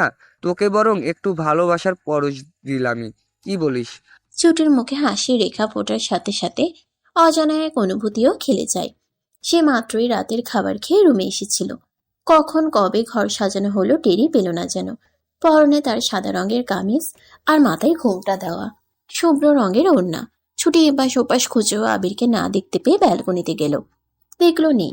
ছুটি ছোট শ্বাস টানে। গিয়ে বিছানার সামনে দাঁড়াতেই চোখে পড়ে বিছানায় গোলাপের পাপড়ি দিয়ে লেখা। ছুটি বিড়বিড় স্বরে পড়ে। আবির আর তার বোকা পাখির পূর্ণতা। ছুটি কিঞ্চিত হাসে। ঠিক তখনই কাঁধে কারোর হাতের স্পর্শ পায় সে। কিছু বলা বা করার আগেই মানুষটি পেছন থেকে জড়িয়ে নিল তাকে। কাঁধে মুখ রেখে বলে। বোকা পাখি, একান্তই আমার, জানা আছে তো। ছুটি মাথা নাড়াই উপর নিচ, যার অর্থ জানে সে। আবির হাসে, ফের বলে। এখন তো আমার করে চাইছি আপনাকে দেবেন কিছু মুহূর্ত আপনার, এখন তো এই হিসেবে উপহার দেবেন আমাকে বোকা পাখি। ছুটি এই পর্যায়ে শুকনো ঢোক গিলে গলা দিয়ে স্বর বের হচ্ছে না যেন। আবির হাসে, ছুটিকে নিজের দিকে ফিরিয়ে কপালে কপাল ঠেকালো। ছুটির কোমরে রেখে চোখে চোখ রেখে হেসে বলে ওঠে। যদি চাস তো তোকে কিছু ভালোবাসা দিতে পারি, কাছে টেনে। ভালোবাসা নিবি? ছুটি বোধহয় রুমের চেহারা দেখিয়ে আগাম বার্তা টের পেয়েছিল। এখন কথাটা শুনে আরো বুকের ভেতর হৃদস্পন্দন বেড়ে গেল। কাপা গলায় বলল। হুম। আবির মুখ ফুলিয়ে শ্বাস টানে, বলে। সোজা কথা, তুই আমার স্ত্রী। তোকে কেবল একটা মেয়ে হিসেবে নয়, বরং স্ত্রী হিসেবে চাই এই মুহূর্তে, বুঝতে পারছিস? ছুটি বুঝলো ঠিকই, তবে না বোঝারই ভান করে তাকিয়ে থাকলো ফ্যালফ্যাল করে। আবির দীর্ঘশ্বাস ছেড়ে কপাল চাপড়ায়, বলে। বোকা মেয়ে, বিয়ে করলে এই একটা জ্বালা, কিচ্ছু বোঝে না। ছুটি এবারে মিনমিন স্বরে বলে। বুঝতে পেরেছি আবির ভাই। আবির এবারে রেগে তাকালো। ছুটির দিকে চেয়ে বলল। একটা ভালো মুড নিয়ে এসেছি, ছুটির বাচ্চা ছুটি, তাই বলে মুডটা নষ্ট করে দিবি না প্লিজ। নরম কণ্ঠে উত্তর এলো। আচ্ছা। ছুটির সহজ সরল উত্তর আমিরের পছন্দ হলো না, বলল। আমি চলে যাব, তুই কি প্রস্তুত নস? ছুটির হাত পা কাঁপছে বোধ হয় তখন। কাঁপা কাঁপা কণ্ঠে বলে। আমার বোধহয় শরীর কাঁপছে। আমির স্থির দৃষ্টিতে চেয়ে বলে। শুধু এটাই তো সমস্যা? হ্যাঁ। আবির শান্ত গলায় বলে। তাহলে রেস্ট নে, ঠিক হয়ে যাবে। আমি বেলকনিতে আছি ততক্ষণ। আচ্ছা। ছুটি ভাবলো আবিরের মাথার ভূত নেমে গেছে, অথচ এবারে আবির অনেকটা ধীর গলাতেই বলল। বেলকনি থেকে রুমে আসার পর আর কোনো অজুহাত দিতে পারবি না, মাইন্ড ইট। কথাটা বলেই ব্যালকনিতে গেল। স্থির বসে থাকলো অনেকটা ক্ষণ। ছুটি যে কেবল একাই নার্ভাস এমন নয়, আবির নিজেও ভেতরে ভেতরে নার্ভাস। প্রথমবার সে ছুটিকে স্পর্শ করার কথা ভাবছে। বলতে গেলে এই প্রথমে কোনো মেয়েকে স্পর্শ করার কথা ভেবেছে, তাও স্ত্রী হিসেবে। আবির কিয়ৎক্ষণ স্থির থেকেই নিজেকে শান্ত করে, ফের রুমে এসে ছুটিকে চোখ বুজে থাকতে দেখে গমগমে স্বরে বলে, তোকে রেস্ট নিতে বলেছি, ব্যাক কেলের মতো ঘুমাতে বলিনি আমি। ছুটি মুহূর্তেই চোখ মেলে তাকায়, বলে, আবির ভাই আপনি যা মিন করছেন তা। আবির ঝুঁকে ছুটির মুখের উপর, পুরোটা বলতে না দিয়ে বলে, তাতে তুই একমত তাই তো? ছুটি এবারে উত্তর করতে পারে, কিছুটা ভয় চোখে খেলে। আবির তা দেখে বিরক্ত গলায় বলে, এতকাল ভালোবেসেছিস, এখন কাছে আসতে এমন করছিস যেন আমি তোকে মেরে ফেলবো ছুটি। ওকে ফাইন, ঘুমা, আমি তোকে কখনোই জোর করব না এই বিষয়ে। কথাটা বলেই যখন উঠে যেতে নেবে ঠিক তখনই ছুটি কাপা সরে বলে ওঠে, আমি সহ্য করতে পারবো। আবির নাকচ করে বলল, তুই প্রস্তুত নস, সময় হলে তোকে অবশ্যই স্ত্রী হিসাবে কাছে টানবো। এখন ঘুমা বোকা পাখি। ছুটি আবিরের হাত ধরে যাতে আবির চলে না যায়, ভাবলো মানুষটা কষ্ট পেয়েছে তার কাণ্ডে, বলে, আপনার বোকা পাখি পারবে সামলাতে। আবির এবারে হাসি কিঞ্চিত, বৃদ্ধাঙ্গুলি দিয়ে ছুটির ঠোঁটে বুলিয়ে নিয়ে বাঁকা এসে বলে, শিওর সামলাতে পারবি আমায়? পরে আফসোস করবি না তো এটা বলার জন্য? ছুটি চোখ বুঝে বলে, যাকে ভালোবাসি তার হাতে আমার কোনো আপোষ নেই আবির ভাই, ভবিষ্যতেও হবে না। আবির দূরত্ব কমাতে এগোয়, তার বোকা পাখিকে কাছে টেনে নিয়ে ফিসফিস স্বরে বলে, ভাই শব্দটা আজকের পর যাতে আর না শুনি, ওকে? মনে রাখবি কথাটা সব সময়। সমাপ্ত। আমাদের আজকের গল্পটা এই পর্যন্তই ছিল। আমাদের এই গল্পটা আপনাদের কাছে কেমন লেগেছে তা সবাই কমেন্ট করে জানাবেন কিন্তু। সবাই ভালো থাকবেন, সুস্থ থাকবেন। আবার দেখা হবে নতুন কোনো একটা প্রেমের গল্পে। সে পর্যন্ত সবাই অপেক্ষায় থাকুন। আল্লাহ হাফেজ।